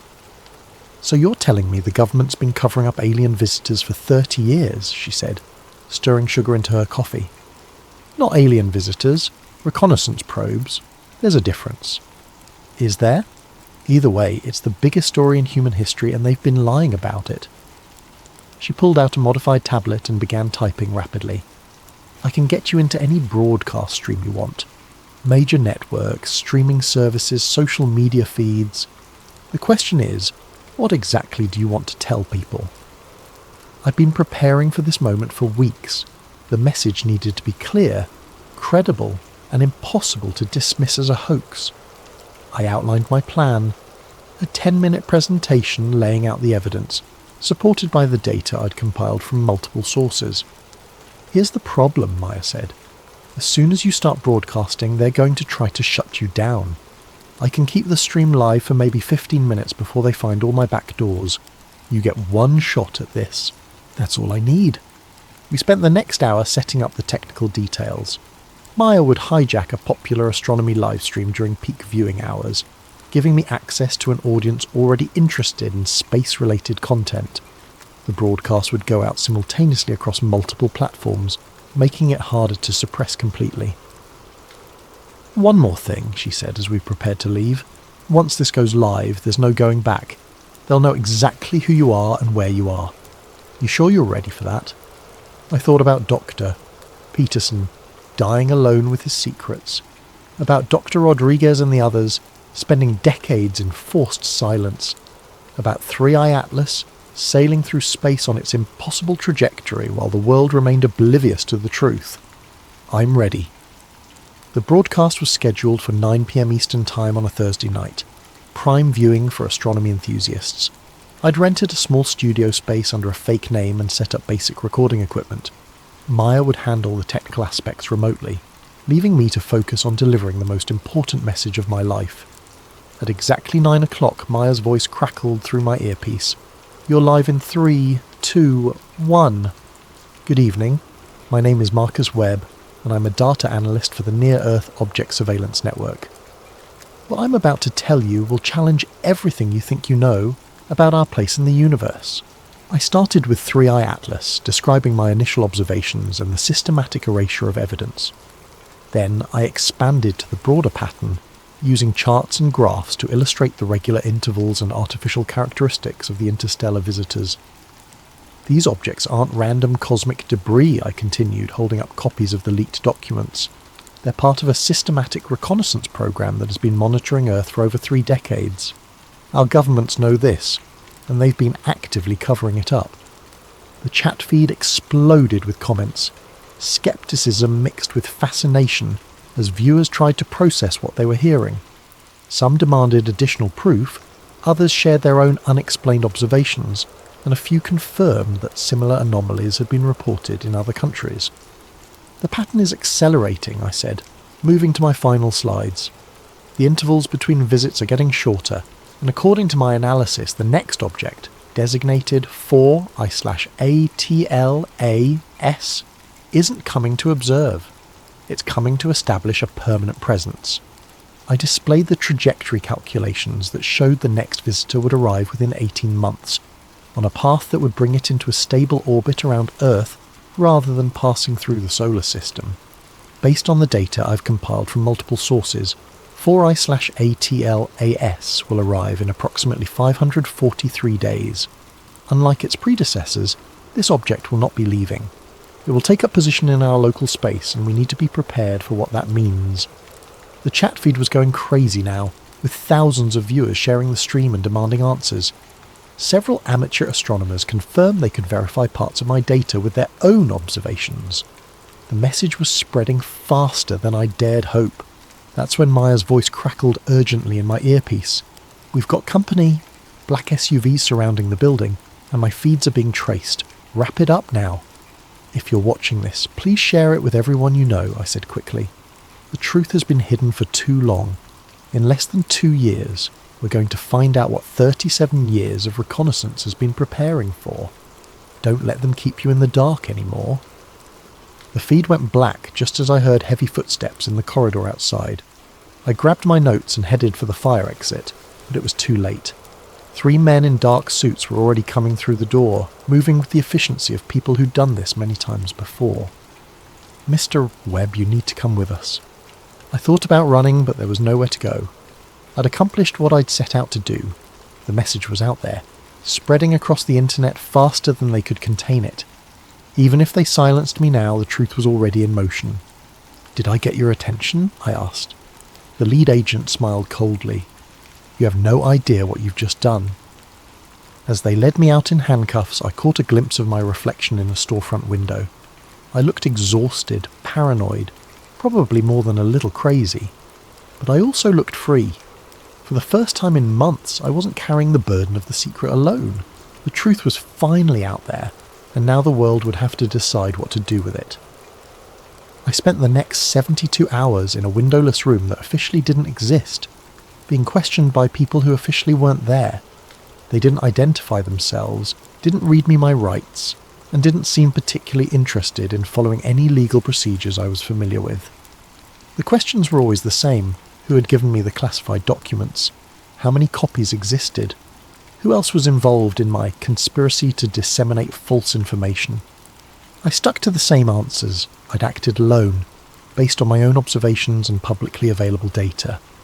They showed me printouts of the social media explosion that had followed my broadcast. Number Atlas pattern was trending worldwide, with millions of shares and thousands of amateur astronomers attempting to verify my claims. The initial wave of skepticism was giving way to grudging acceptance, as independent observers confirmed the trajectory anomalies I'd described. "You've caused quite a stir," said the lead interrogator, a woman in her 40s with steel-grey hair and eyes like winter. 12 countries have filed formal diplomatic protests. 3 observatories have been forced to release previously classified data. The president is demanding answers. "Good," I said. "Maybe now we can have an honest conversation about what's really happening." "You have no idea what you've done. Do you think we've been keeping this secret for fun? Do you think there isn't a reason for the careful management of this information?" For the first time I detected something other than cold professionalism in her voice. There was fear there, carefully controlled but unmistakable. "Then tell me the reason," I said. She was quiet for a long moment, studying my face as if trying to decide something important. Finally she spoke. "The reason is panic, mister." Webb. "The reason is the complete collapse of social order when 6 billion people realise they're not alone in the universe and that their governments have been lying to them for decades. The reason is mass hysteria, economic collapse and the end of civilization as we know it. People have a right to know. People have a right to survive. And sometimes those two rights are incompatible." She pulled out a tablet and showed me a series of news reports from the past few days. Stock markets crashing as investors fled anything connected to space technology. Religious leaders declaring the end times. Protest movements demanding government transparency. Military bases around the world placed on high alert. "This is just the beginning," she said. "Your little broadcast has started something that none of us can control anymore. I hope you're proud of yourself." They released me that evening without explanation, dropping me off at a bus station in a city I didn't recognise with nothing but my wallet and a warning to maintain a low profile. As I waited for a bus back to Los Angeles, I checked my phone for the first time in 3 days. The internet had exploded. My broadcast had been downloaded millions of times before the original streams were taken down. Amateur astronomers around the world were confirming the trajectory anomalies. Government officials were being pressed for statements, offering carefully worded non-denials that only fueled more speculation. But there was also a disturbing counter-narrative emerging. Professional debunkers were dissecting my presentation, pointing out inconsistencies and questioning my credentials. News outlets were running pieces about dangerous conspiracy theories and the psychology of false pattern recognition. My personal life was being scrutinised, with emphasis on my history of insomnia and anxiety medication. By the time I made it back to Los Angeles, the story was already shifting. The initial excitement was fading, replaced by sophisticated disinformation campaigns that made my claims seem increasingly implausible. Fake documents were circulating that contradicted my evidence. Expert witnesses were appearing on news programs to explain how natural phenomena could account for the observed anomalies. The cover-up was adapting, evolving to contain the damage I'd caused. I found my apartment exactly as I'd left it, but something felt different. The locks hadn't been changed. Nothing appeared to be missing, but there was a subtle wrongness that I couldn't quite identify. It wasn't until I checked my computer that I understood. Every file related to my investigation was gone, replaced by different versions that told a completely different story. The trajectory data now showed normal comet behaviour. The leaked documents appeared to be obvious forgeries. My own research notes had been altered to make me look delusional. They weren't just discrediting my story. They were gaslighting me on a personal level, making me question my own memories and observations. But they'd made one mistake. Hidden in a safety deposit box across town were the original printed documents Dr. Peterson had given me, physical proof that couldn't be digitally altered. As long as those papers existed, I had evidence that the conspiracy was real. I spent my first night back trying to contact the other members of my informal network, but most of their numbers had been disconnected. Dr. Rodriguez's university claimed she'd taken an extended sabbatical. James Mitchell's former colleagues insisted he'd moved overseas without leaving a forwarding address. Only Maya responded to my encrypted messages, and her news wasn't encouraging. "They've been thorough," she typed. "Every copy of the broadcast has been scrubbed from major platforms. The mirrors I set up have been taken down. Even the cached versions are disappearing from search engines. What about the amateur confirmations? Being systematically debunked. They've got teams of experts explaining away every anomaly, providing alternative interpretations for every piece of evidence. It's like watching history being rewritten in real time." I stared at my screen, feeling the weight of defeat settling over me. I'd sacrificed everything to get the truth out, and they were erasing it as efficiently as they'd erase my original data files. "There's something else," Maya continued. "I've been monitoring the official astronomy networks. They're planning something big. A coordinated announcement about 3i Atlas that's going to put this whole thing to bed once and for all." The announcement came 2 days later, during a press conference at NASA headquarters. A panel of distinguished astronomers and agency officials presented their definitive analysis. of 3-Eye Atlas, complete with detailed explanations for every anomaly I'd observed. The trajectory corrections were caused by asymmetric outgassing from previously undetected volatile compounds. The lack of a visible coma was due to unusual mineral composition that sublimated in the infrared spectrum. The precise course changes were actually random fluctuations that appeared purposeful when viewed through the lens of conspiracy thinking. They even had a new name for the phenomenon: false pattern syndrome, a psychological condition where observers perceived intentional design in random data. I was cited as a textbook example, a well-meaning analyst whose mental health issues had led him to see aliens where none existed. The presentation was flawless, authoritative, and completely convincing. Within hours, the remaining support for my claims evaporated. Social media moved on to other conspiracies. The news cycle found new crises to exploit. 3-Eye Atlas was officially just another comet, and I was officially just another delusional conspiracy theorist. But as I watched the press conference from my apartment, clutching Dr. Peterson's documents and remembering the fear in my interrogator's eyes, I knew they hadn't really won. They'd controlled the narrative, managed the public reaction, and preserved the status quo. But they couldn't change the truth. In less than 500 days, 4I/ATLAS would arrive, and all their careful lies would be exposed. The only question was whether anyone would be watching when it happened.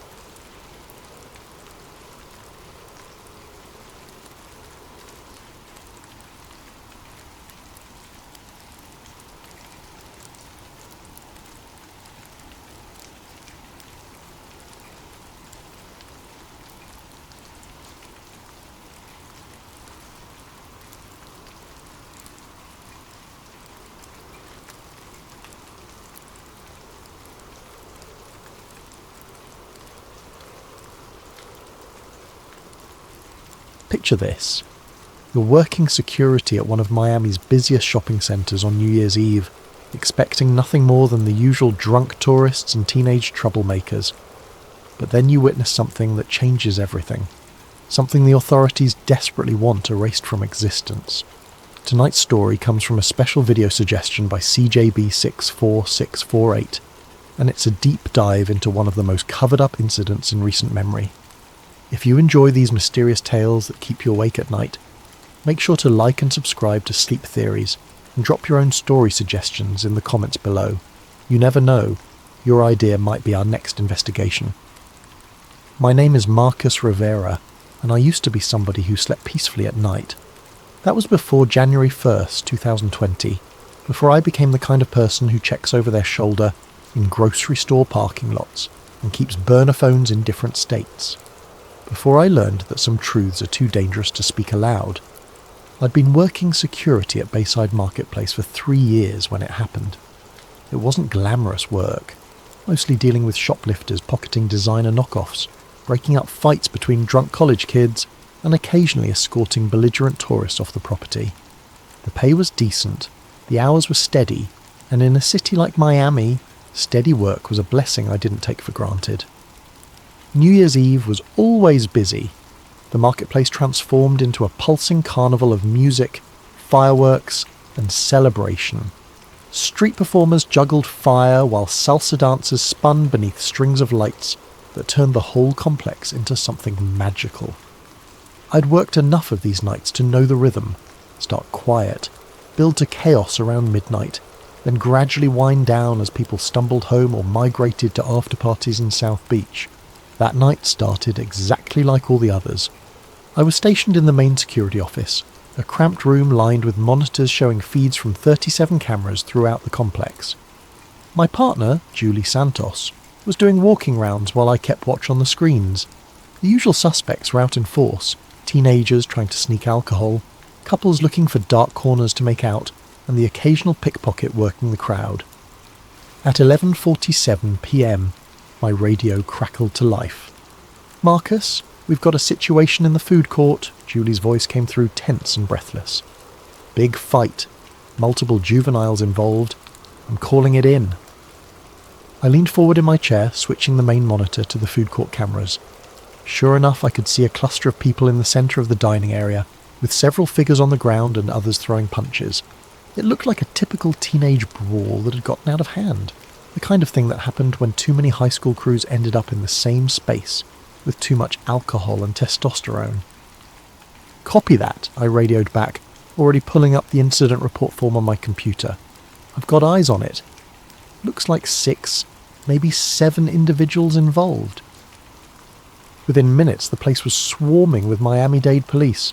I watched through the cameras as officers flooded the food court, separating fighters and zip-tying hands behind backs. Standard procedure for this kind of thing. I'd seen it dozens of times before. But then Lieutenant Rodriguez's voice came over the radio with an order I'd never heard in 3 years of working security. "Rivera, I need you to stay in that office and monitor all camera feeds. Do not leave that room. We're looking for additional suspects who may have fled the scene." Additional suspects? I frowned at the monitors. From what I could see, they'd already detained everyone involved in the fight. But orders were orders, and I started systematically scanning through all 37 camera angles, looking for anyone running or acting suspicious.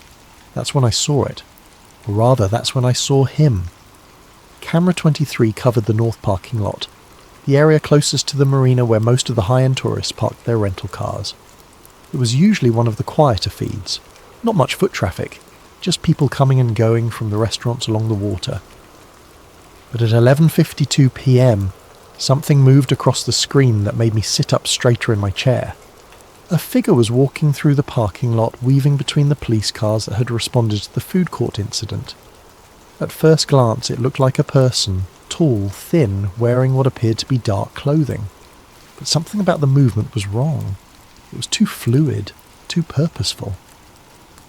While everyone else in the area was either running toward the excitement or hurrying away from it, this figure moved with an almost predatory stillness.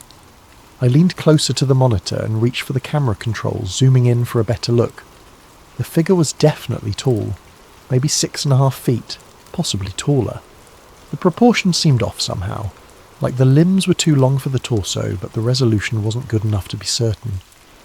As I adjusted the focus, trying to get a clearer image, the figure suddenly stopped walking and turned directly toward the camera.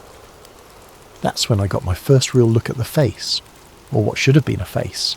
The zoom wasn't perfect, but even through the pixelated digital enhancement, I could see that something was fundamentally wrong with this person's features. The head seemed too elongated, tilted at an angle that would have been uncomfortable for a human being, and the eyes reflected the parking lot lights like an animal's, throwing back twin points of cold white light. I blinked hard and refocused the camera, but when the image cleared again, the figure was gone.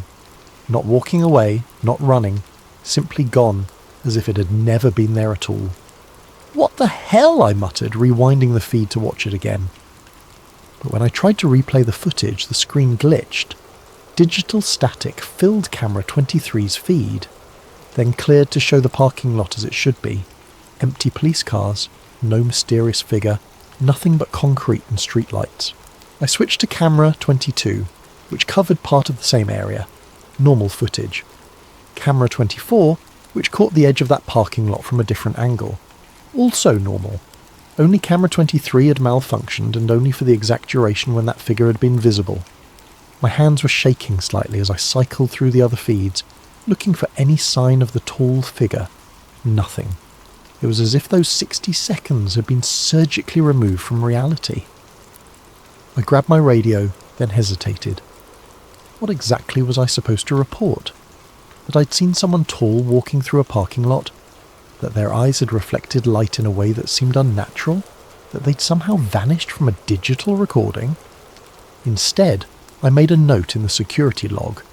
11:52 p.m.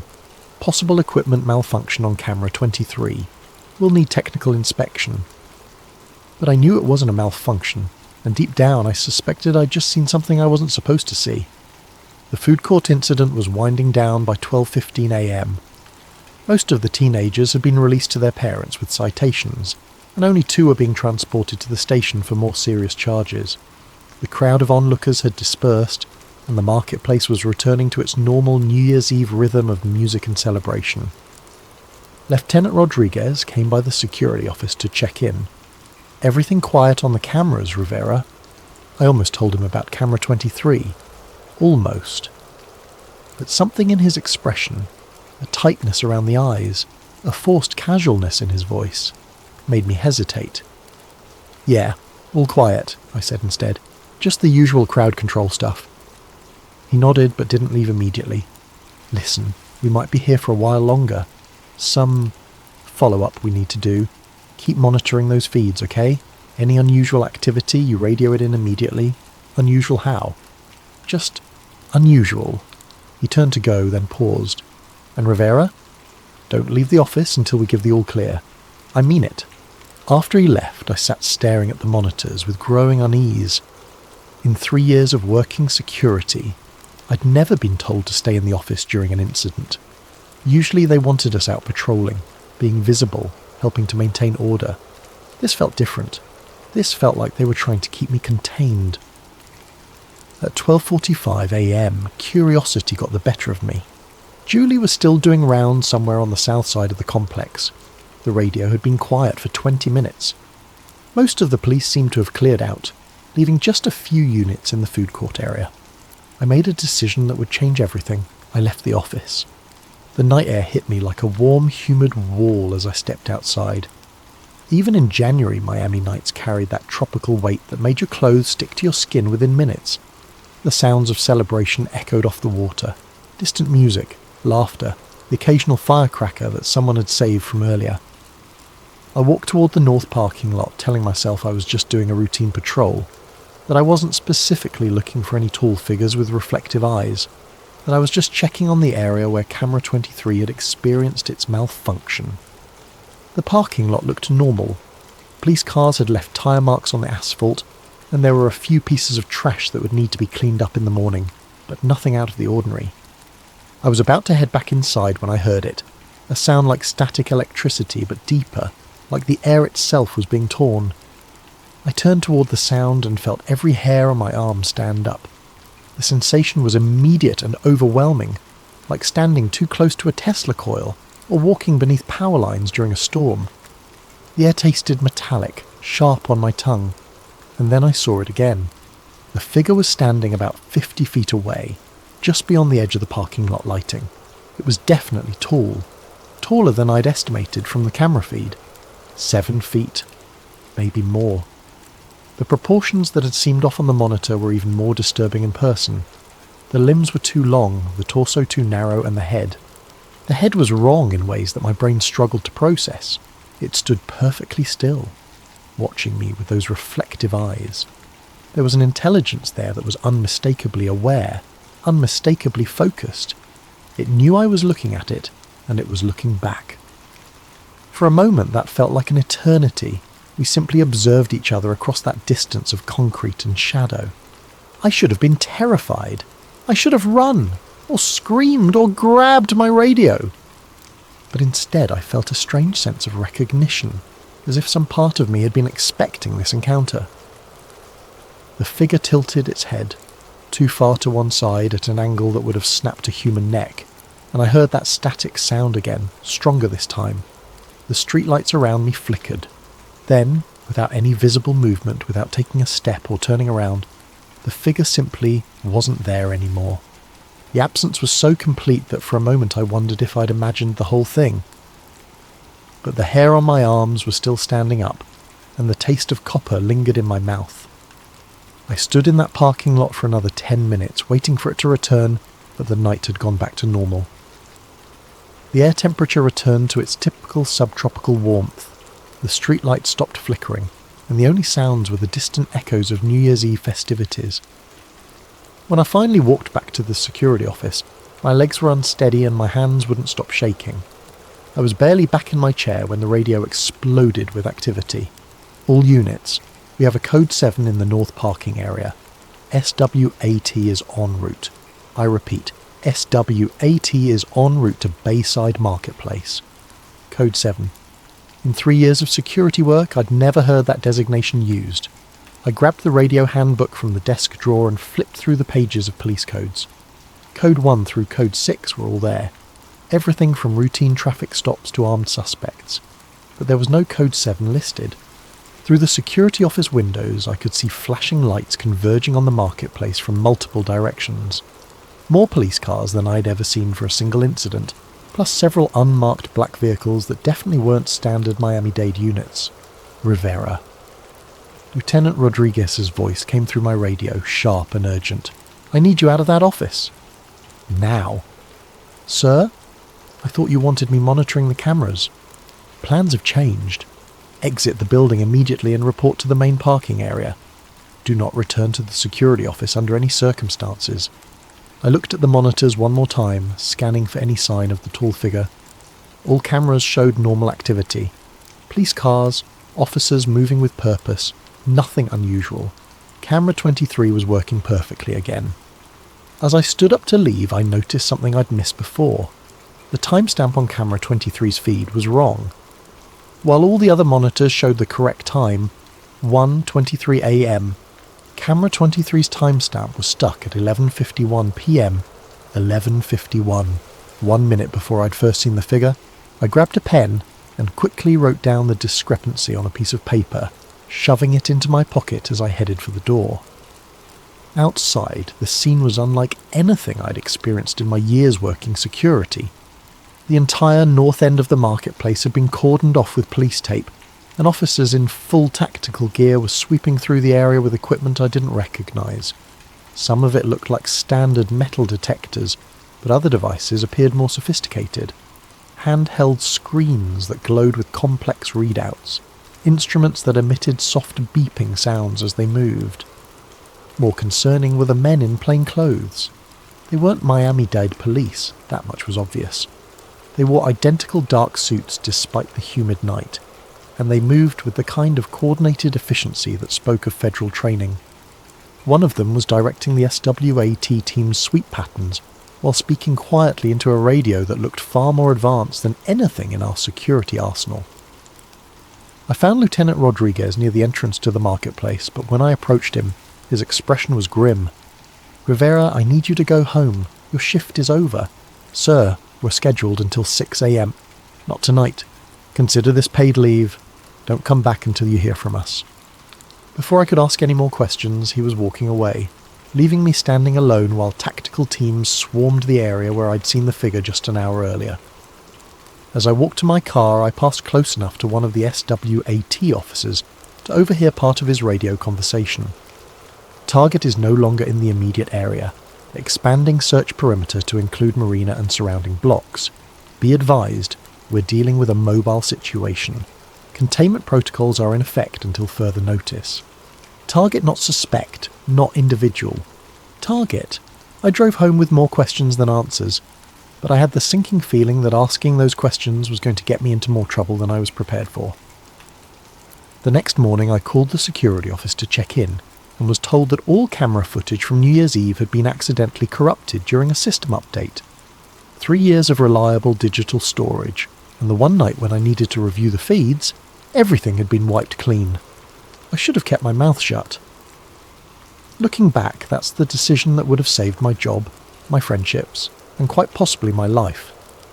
But I'd seen something that defied explanation, and the official response was a cover-up so obvious it was almost insulting. The first person I told was Julie. We met for coffee 3 days after the incident, at a little Cuban place on Calle Ocho that we'd been to dozens of times before. Julie had been working security even longer than me, and if anyone would understand the strangeness of what had happened, it would be her. The whole thing was weird, Marcus, she agreed, stirring sugar into her cortadito. I've never seen that much police response for a food court fight, and the way they cleared us out afterward, it felt like they were trying to hide something. I leaned forward across the small table. Julie, I think I saw what they were trying to hide. I told her everything.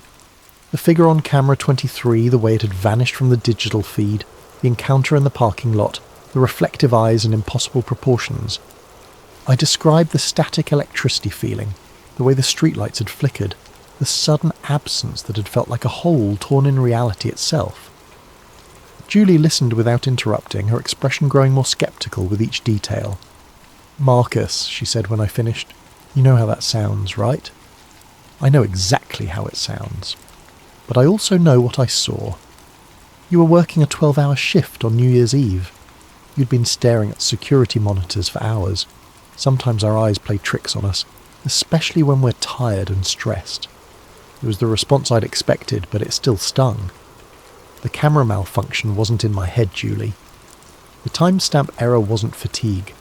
Something happened that night, and they're covering it up. She reached across the table and squeezed my hand. Even if something strange did happen, what are you planning to do about it? File a report? Call the newspapers? They'd laugh you out of the building.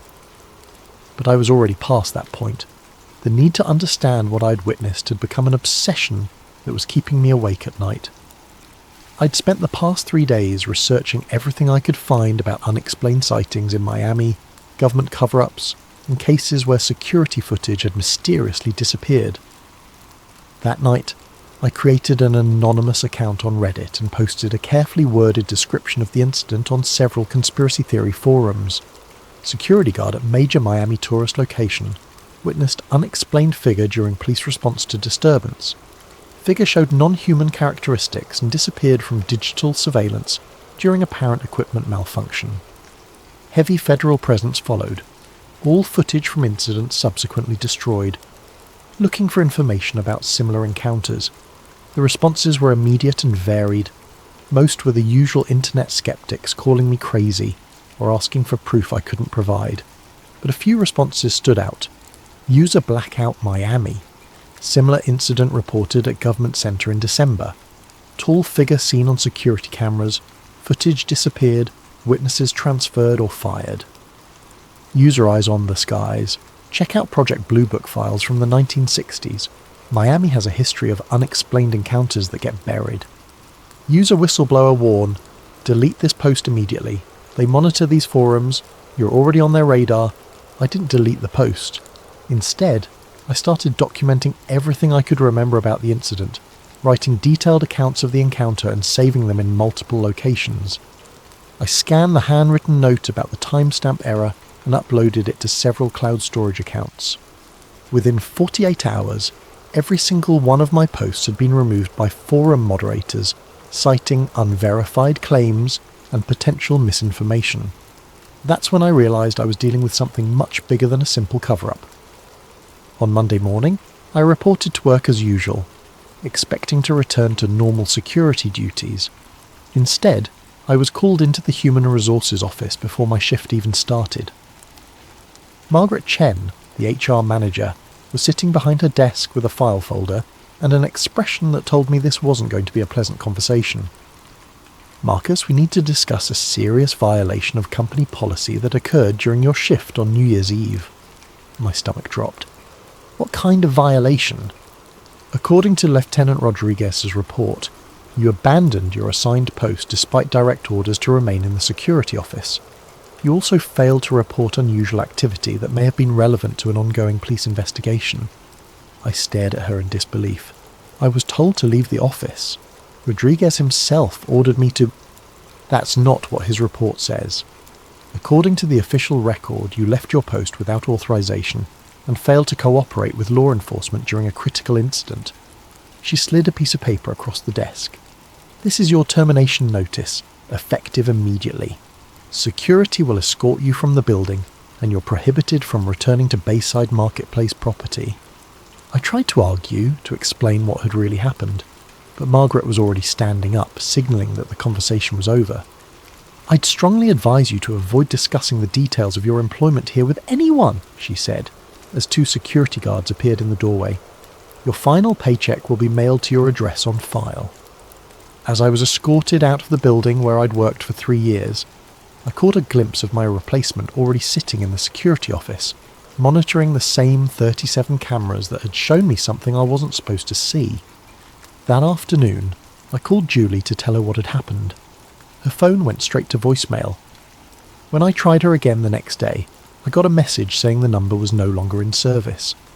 I never spoke to Julie Santos again. Losing my job should have been a wake-up call. A rational person would have taken the hint, moved on, and found new employment without asking too many questions about why their previous position had ended so abruptly.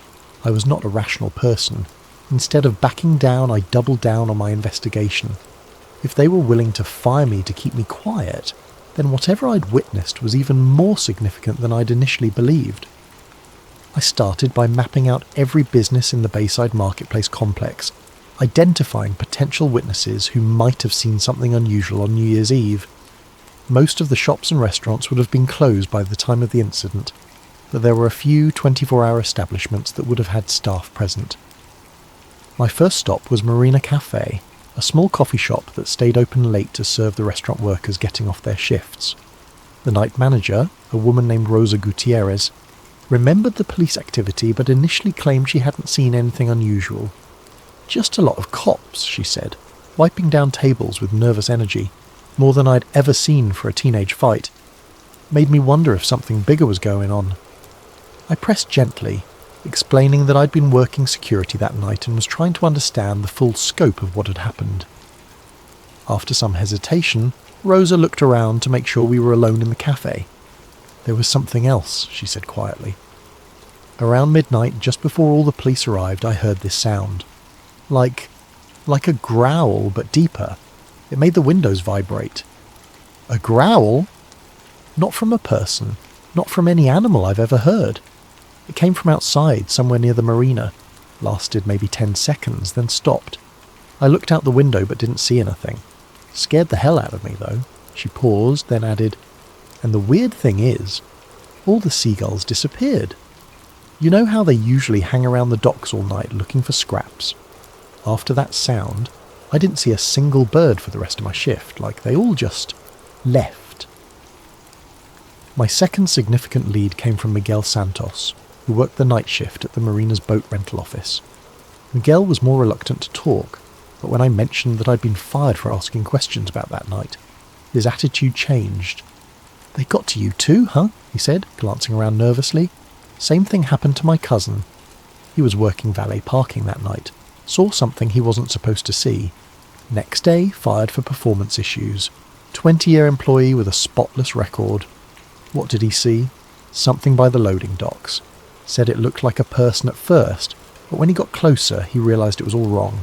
Too tall, moving in a way that made his skin crawl. When he tried to report it, his supervisor told him to forget about it and sent him home early." Miguel pulled out his phone and showed me a grainy photo. He managed to snap this before his phone mysteriously reset itself. The image was blurry and poorly lit, but I could make out a tall, dark shape near one of the loading dock areas. The proportions looked wrong, elongated and angular in a way that suggested it wasn't human. "Can you send me this photo?" "Already tried." Every time I attempt to forward it or upload it anywhere, the file gets corrupted. My cousin's the only one who has the original, and his phone won't connect to any networks anymore. Just displays an error message whenever he tries to access cellular or Wi-Fi. The pattern was becoming clear. Multiple witnesses, all experiencing technological problems when they tried to document or share what they'd seen, all facing professional consequences for asking questions. But the most significant breakthrough came from an unexpected source. I was having lunch at a small Dominican restaurant in Little Havana when I overheard two men at the next table discussing something in hushed tones. One of them mentioned Bayside Marketplace and New Year's Eve, which immediately caught my attention.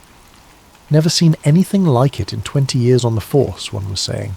"When those federal boys showed up, they took control of everything, told us to forget what we'd seen, and threatened our pensions if we talked."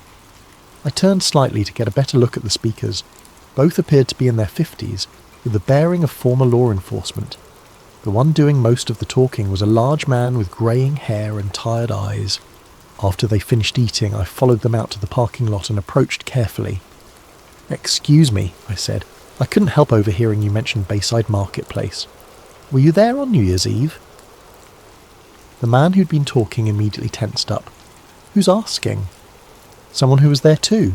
Someone who got fired for asking the wrong questions. Something in my tone must have convinced him that I wasn't a threat, because his posture relaxed slightly. "You're the security guard. Rivera, right?" I nodded, surprised that he knew my name. "I'm Detective Frank Morrison." Was Detective Morrison anyway. Retired early after that night. He gestured to his companion. "This is Detective Louis Vargas, also retired. What did you see out there?" Morrison looked around the parking lot, checking for any observers, then made a decision. "Not here. Too exposed. You want answers? Meet us at the Whale Harbour tonight at 8. Come alone." The Whale Harbour was a dive bar in Key Biscayne, the kind of place where off-duty cops went to drink and complain about their jobs. When I arrived at 8, Morrison and Vargas were already there, sitting in a corner booth with a clear view of the entrance. "Before we start," Morrison said as I sat down, "you need to understand that everything we're about to tell you is off the record. We've got families, pensions, and a lot to lose. But what happened that night, it's been eating at us for months." He took a long drink from his beer, then began to speak. "We were called in as backup for the food court incident. Standard crowd control stuff, nothing unusual.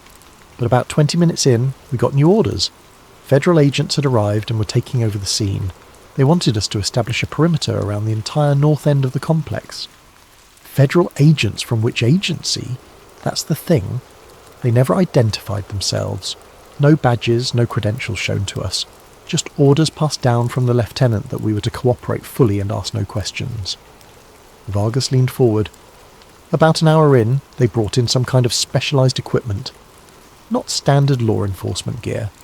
These devices were scanning for something, and when they found it, the whole operation changed." "Changed how?"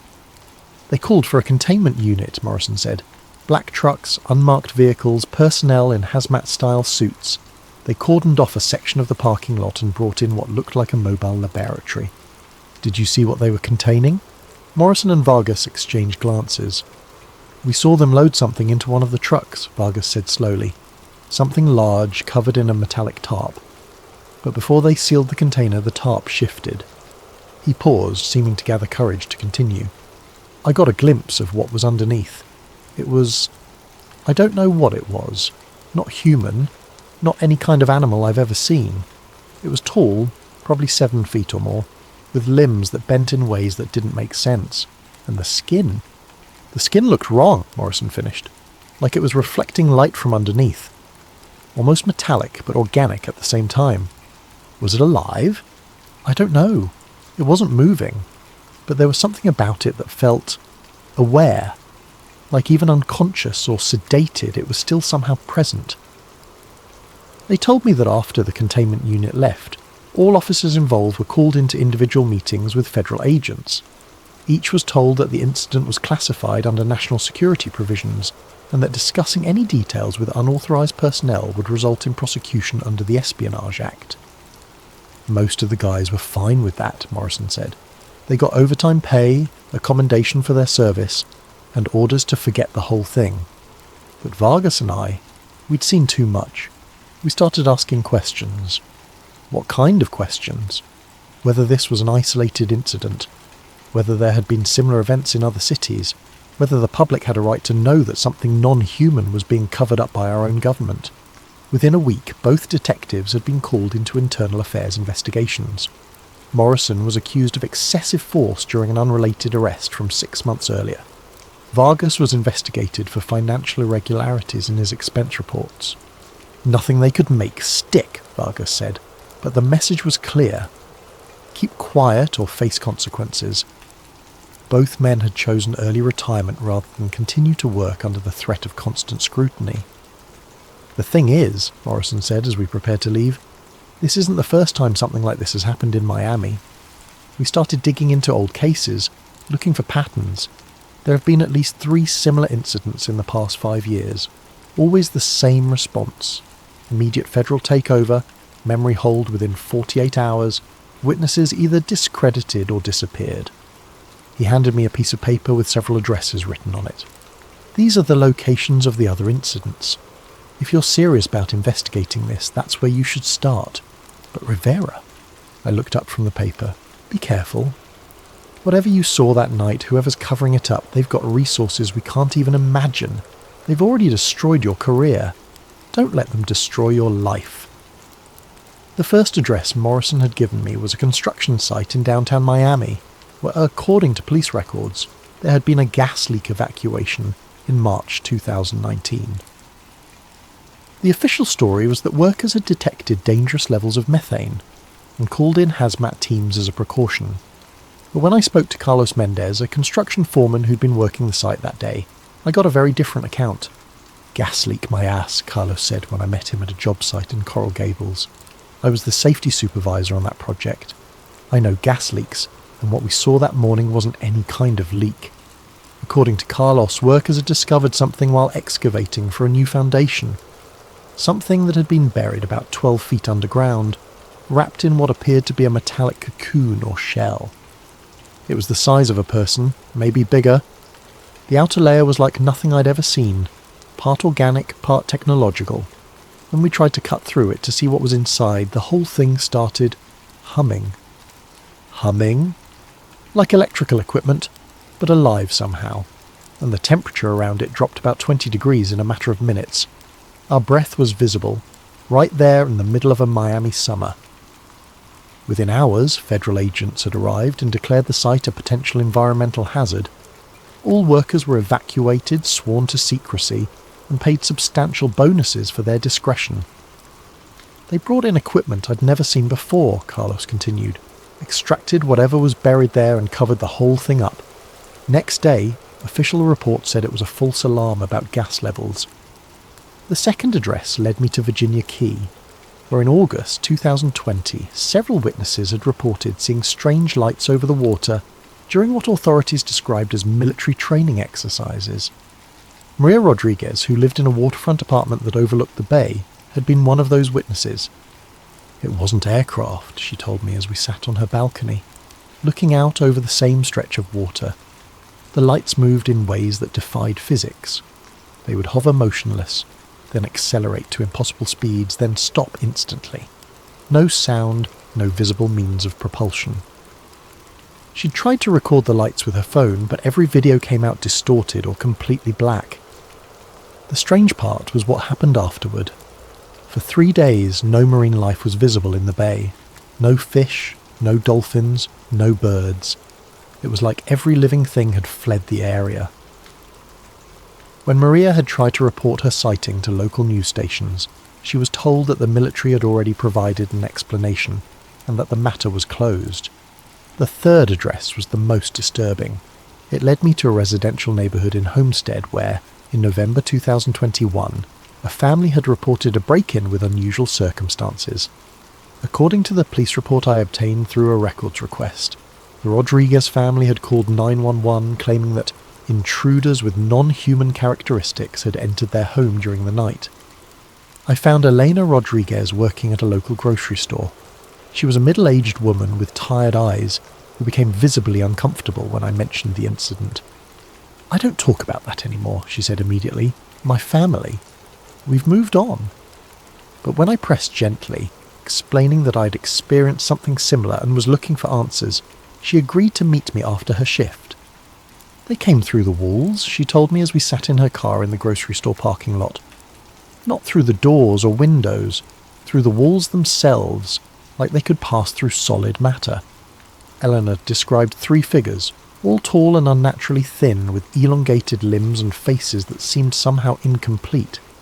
They had moved through her house silently, examining her family members as they slept, before departing the same way they had arrived. My youngest son, Diego, he woke up during it. He saw one of them standing over his bed. It looked down at him, and Diego said its eyes were like mirrors, reflecting everything but showing nothing. When Elena had called the police, they'd initially responded as if it were a standard home invasion, but when the responding officers heard her description of the intruders, everything changed. Within an hour, federal agents had arrived and conducted extensive interviews with the entire family. "They told us it was a shared hallucination caused by a gas leak," Elena said bitterly. But there was no gas leak, and hallucinations don't leave physical evidence. She showed me a photo on her phone. 3 perfectly circular indentations in her hardwood floor, each about 6 inches in diameter and a 1/4 inch deep. These appeared where they stood. The agents tried to convince us they'd always been there, but I'd lived in that house for 15 years. I knew every mark on those floors. After the investigation, Eleanor's family had been relocated to a different neighbourhood and given new jobs. Her husband, who'd been most vocal about the incident, had died in a car accident 6 months later, single-vehicle collision, ruled accidental. "That's when I stopped talking," Elena finished. "Whatever they are, whatever they want, someone very powerful is protecting them, and people who ask too many questions. Things happen to them." I was beginning to understand the scope of what I was dealing with. This wasn't just a cover-up of a single incident. It was a systematic suppression of information about ongoing contact with non-human entities. But I was about to learn just how closely I was being monitored. I'd just returned to my apartment after meeting with Elena when I noticed the man standing across the street. He was wearing a plain grey suit despite the Miami heat, and he was looking directly at my building. When I looked out the window again 10 minutes later, he was still there. The next morning, as I left for another interview with a potential witness, the same man was waiting by my car. "Mr. Rivera," he said as I approached. His voice was calm, professional, and completely devoid of emotion. "I think we need to have a conversation." He wasn't particularly tall or imposing, but something about his presence made my skin crawl. His eyes were the palest blue I'd ever seen, almost colourless, and when he looked at me, I felt like he was cataloguing every detail of my appearance. "Who are you?" "Someone who's been watching your recent activities with great interest. Your investigation into events at Bayside Marketplace, your conversations with former police officers, your meetings with the Rodriguez family." The fact that he knew about Elena immediately told me how thoroughly I was being monitored. "I'm just looking for answers," I said. "No, Mr. Rivera. You're looking for trouble, and you're very close to finding more than you can handle." He reached into his jacket and pulled out a manila envelope, handing it to me. "These are photographs taken outside your apartment building over the past week. Notice anything interesting?" I opened the envelope with shaking hands. Inside were a dozen surveillance photos showing me entering and leaving my building, walking to my car, meeting with various people. But it wasn't the photos themselves that made my blood run cold. It was the timestamp on each image. They had been taken from angles that should have been impossible, high above street level, as if the photographer had been floating in mid-air. And in several of the photos I could see partial reflections in windows and car mirrors that showed the photographer's position. The camera had been at least 30 feet off the ground. "We know everything you've been doing, everyone you've spoken to, every document you've accessed. You think you're investigating us, but we've been studying you since the moment you left that security office." He paused, letting that sink in. You saw something you weren't supposed to see. That was an accident, an unfortunate coincidence. But instead of accepting the logical explanation and moving on with your life, you've chosen to pursue answers that could endanger national security. National security? What kind of national security requires covering up contact with non-human entities? The man's expression didn't change, but something flickered behind those pale eyes. The kind that prevents mass panic, economic collapse, and the breakdown of social order. Do you really think the public is ready to learn that they're not alone in the universe? That beings with technology beyond our understanding have been operating on Earth for decades? So you admit it. These things, whatever they are, they're real. I admit nothing. But I'm offering you a choice, Mr. Rivera. Walk away now, and you can return to your normal life. We can arrange new employment, perhaps relocate you to a different city if you prefer. All we ask is your silence. And if I refuse, then you'll discover that there are worse things than being fired from a security job. He turned to go, then paused. You have 48 hours to decide. After that, the offer expires and other measures will be considered necessary. That night I found my car window smashed and my apartment door slightly ajar. Nothing was missing, but every electronic device I owned had been mysteriously reset to factory settings. My computer's hard drive had been wiped, my phone had been remotely erased, and even my digital camera's memory card was blank. The message was clear. They could reach me anywhere, any time, and they had technology that made conventional security meaningless. But instead of intimidating me into silence, the threat only reinforced my determination to find the truth. I spent the next day acquiring new equipment and creating backup plans that I hoped would be hardest to detect.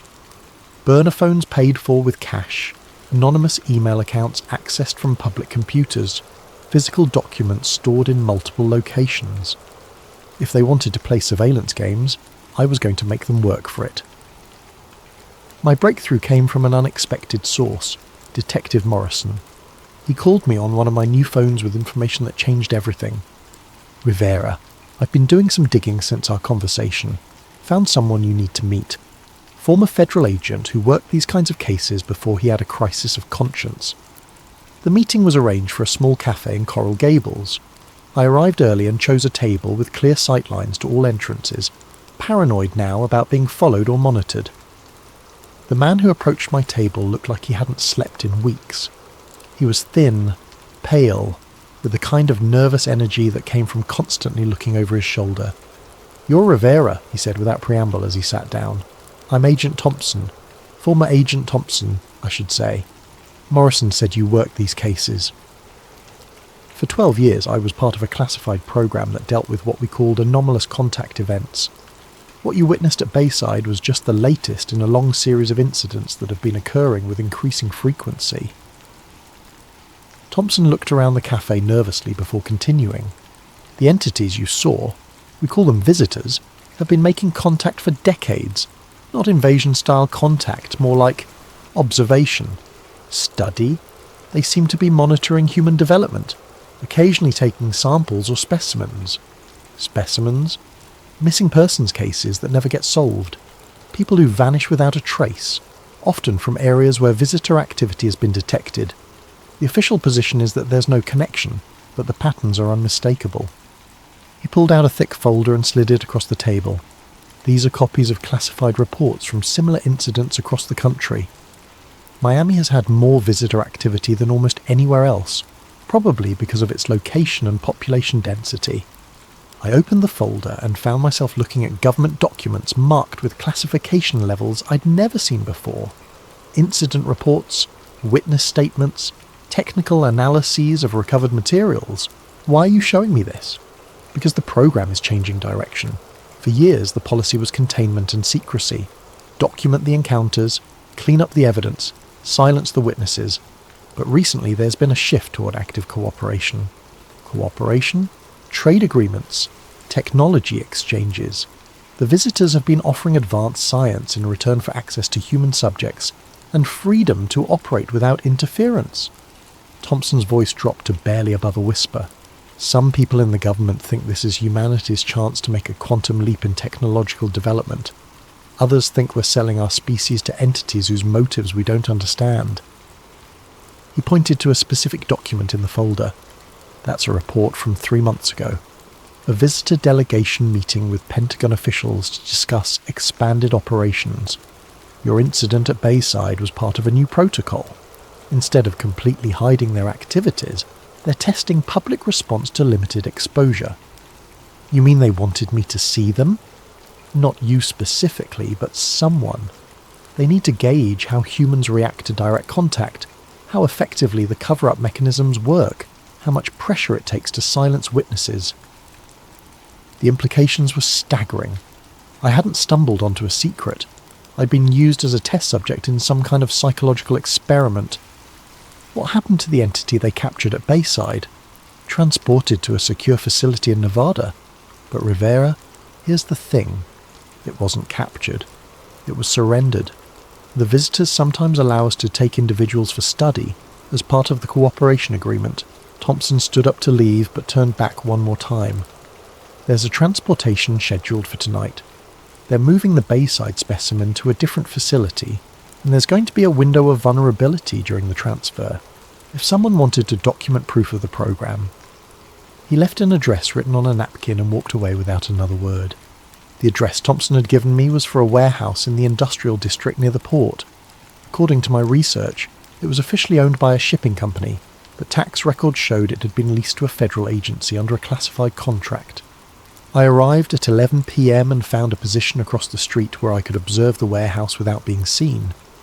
The building was surrounded by a high fence topped with razor wire, and I could see armed guards patrolling the perimeter. At 11:45, a convoy of black vehicles arrived.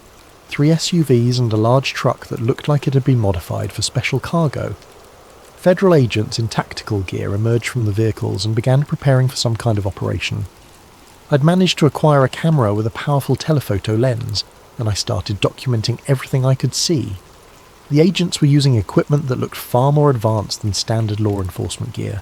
Devices that glowed with soft light, instruments that seemed to scan the air itself. At midnight they brought out the container. It was roughly the size of a coffin, made from some kind of metallic material that seemed to shift and flow in the light. 2 agents carried it carefully to the modified truck, handling it with the kind of reverence usually reserved for religious artifacts. But as they loaded the container, something went wrong. One of the agents stumbled, and the container tilted at an angle that caused part of its contents to become visible through a transparent section I hadn't noticed before. Through my camera lens, I got a clear view of what was inside. It was the entity from Bayside, but it was awake. Those reflective eyes were open and aware, looking directly through the transparent section toward the warehouse where I was hidden. Even from a distance of several hundred feet, I felt the same electric sensation I'd experienced in the parking lot. The same sense of being observed by an intelligence that was fundamentally alien. But what happened next changed everything I thought I understood about the situation. The entity moved its hand, or what passed for a hand, and placed it against the transparent barrier. Not struggling to escape, not trying to break free, but making what appeared to be a deliberate gesture. It was waving, not at the agents surrounding the container, but at me. Somehow it knew I was there, knew I was watching, and was acknowledging my presence. I kept shooting photographs, documenting every detail of the transfer process. But as the convoy prepared to leave, I noticed something that made my blood run cold. One of the agents had pulled out a device that looked like a tablet computer, but the screen was displaying what appeared to be a real-time satellite view of the industrial district. As I watched through my camera, a red dot appeared on the screen marking the exact building where I was hidden. They knew I was there. The agent with the tablet spoke into his radio, and I saw several other agents begin moving in my direction. I had maybe 2 minutes before they reached my position. I quickly ejected the memory card from my camera and slipped it into my shoe, then grabbed a backup card I'd brought and put it in the camera. If they caught me, I wanted them to find decoy footage that wouldn't reveal what I'd actually captured. But I didn't wait around to be caught. I slipped out of the warehouse through a back entrance and made my way through a maze of industrial buildings toward where I'd parked my car. Behind me, I could hear the sounds of pursuit, engines starting, radios crackling, the systematic search of a trained tactical team. I reached my car just as the first agent appeared at the end of the alley. Instead of driving toward the main road, which they would certainly be watching, I headed deeper into the industrial district, using my knowledge of Miami's back streets to evade the pursuit. It took me 3 hours of careful driving through residential neighbourhoods and side streets before I was confident I'd lost them. When I finally made it home, I found my apartment had been searched again, but this time they'd left a message. Written on my bathroom mirror in what appeared to be some kind of luminescent ink was a single word: run. I didn't need to be told twice. Within an hour I had grabbed essential documents, the memory card with the photographs, and enough cash to disappear for a while. But before I left Miami, I had one more stop to make. I drove to Bayside Marketplace one last time, parking in the same lot where I'd first encountered the entity 3 months earlier. The place looked normal, tourists taking late-night photos, couples walking along the marina, the usual mix of activity that made Miami a 24-hour city. But I knew that beneath this normal facade something extraordinary was being hidden. I walked to the exact spot where I'd seen the tall figure that first night, looking for any signs of the encounter that had changed my life. The concrete looked the same, the lighting was unchanged, but I noticed something I'd missed before. There were small circular marks in the pavement, the same type of indentations Elena Rodriguez had shown me in her house. 3 perfect circles, each about 6 inches in diameter, arranged in a triangle pattern. They weren't damage from construction or wear patterns from foot traffic. They were too precise, too intentional. They looked like landing marks. As I knelt to examine them more closely, I heard a familiar sound, that electric static that seemed to come from the air itself. I stood up slowly and found myself face to face with the same entity I'd encountered months before. It was standing about 10 feet away, perfectly still, watching me with those reflective eyes. But this time, I wasn't afraid. After everything I'd learned, everything I'd discovered about the cover-up and the cooperation agreements, I realised that this wasn't a predator or an invader. It was a researcher, and I was part of its study. We regarded each other in silence for several long moments. Then, impossibly, it spoke. The voice didn't come through the air. It appeared directly in my mind, like a thought that wasn't my own. You have seen, you have documented, you have chosen to pursue truth despite consequences. Why? I asked. Not sure if I was speaking aloud or thinking the question. Your species stands at a threshold. Some among you are ready for broader contact. Others resist change. We study both responses. The government knows about you. They're working with you. Some among your leaders seek cooperation, others seek control. The outcome is not yet determined. What do you want from us? To understand, to evaluate, to determine if your species can join the broader community of intelligence. And if we can't? The entity tilted its head at that impossible angle, considering the question. Then you will remain isolated until you are ready, or until you are no longer capable of choice. The implications of that statement sent a chill through me, but before I could ask for clarification, the entity was speaking again. You have served your purpose, Marcus Rivera. Your reactions, your investigations, your resistance to suppression, all have provided valuable data. I was an experiment. You were a volunteer. You chose to see when others chose to look away. You chose to investigate when others chose to forget. You chose truth when others chose comfort. What happens now? Now you choose again. Accept silence and return to your previous existence, or continue seeking truth and accept the consequences. The entity reached into what appeared to be a pocket in its dark clothing and pulled out a small metallic device about the size of a smartphone. This contains evidence of our presence that cannot be erased or corrupted by your government's technology. Use it wisely. It placed the device on the ground between us, then stepped backward. We will be watching, Marcus Rivera. Your choices will influence how we proceed with your species. And then, just as it had before, the entity simply wasn't there anymore. I stood alone in the Bayside parking lot holding an alien device that contained proof of everything I'd suspected. That was 6 months ago. I'm writing this from a small motel room in Colorado, the latest stop in a journey that has taken me across the country, as I stay ahead of the federal agents who are still hunting for me. The device the entity gave me has proven to be everything it promised, irrefutable evidence of non-human intelligence operating on Earth. I've uploaded copies of the files to dozens of secure servers, sent copies to journalists and researchers around the world, and created enough redundancy to ensure that the truth can't be completely suppressed. The response has been exactly what you'd expect. Most mainstream media outlets have ignored the evidence or dismissed it as elaborate hoaxes. Government officials have denied everything while simultaneously launching investigations into national security breaches. The usual debunkers have produced increasingly elaborate explanations for why, obviously alien technology must be some kind of military prototype. But some people are listening. Some people are investigating. Some people are asking the right questions. I've been contacted by witnesses from dozens of other incidents. Construction workers who found buried artifacts, military personnel who encountered craft that defied physics, scientists who were ordered to destroy research that proved too inconvenient. We're building a network of people who refuse to accept the official silence. People who believe that humanity deserves to know the truth about our place in the universe. The federal agents are still hunting for me. I change locations every few days, use only cash, avoid any kind of electronic communication that can be traced. But I'm not running scared anymore. I'm running strategic.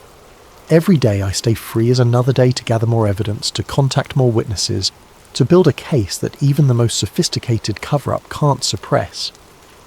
Because I understand now that this isn't just about what I saw at Bayside Marketplace.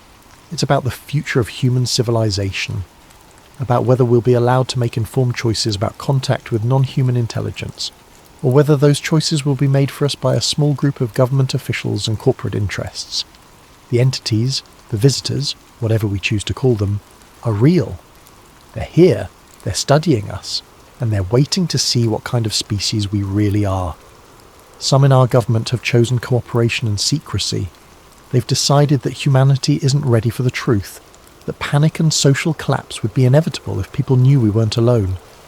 I believe they're wrong. I believe that people deserve to know that we have the right to participate in decisions about our own future. That truth, however disturbing, is better than comfortable lies. So I'm going to keep running, keep investigating, keep documenting. I'm going to find every witness, gather every piece of evidence, and build a case so comprehensive that even the most sophisticated disinformation campaign can't discredit it. They took my job, my friends, my normal life, but they can't take what I saw that night at Bayside. They can't erase the truth. And as long as I'm alive and free, I'm going to make sure that truth eventually reaches the people who deserve to know it. The hunt continues. My name is Marcus Rivera, and this is my testimony. If something happens to me, if I disappear or die under suspicious circumstances, remember that the truth doesn't die with the messenger. They're here, they're watching, and humanity's future hangs in the balance of choices we're not even being allowed to make. The question isn't whether we're alone in the universe. The question is whether we're brave enough to handle the answer,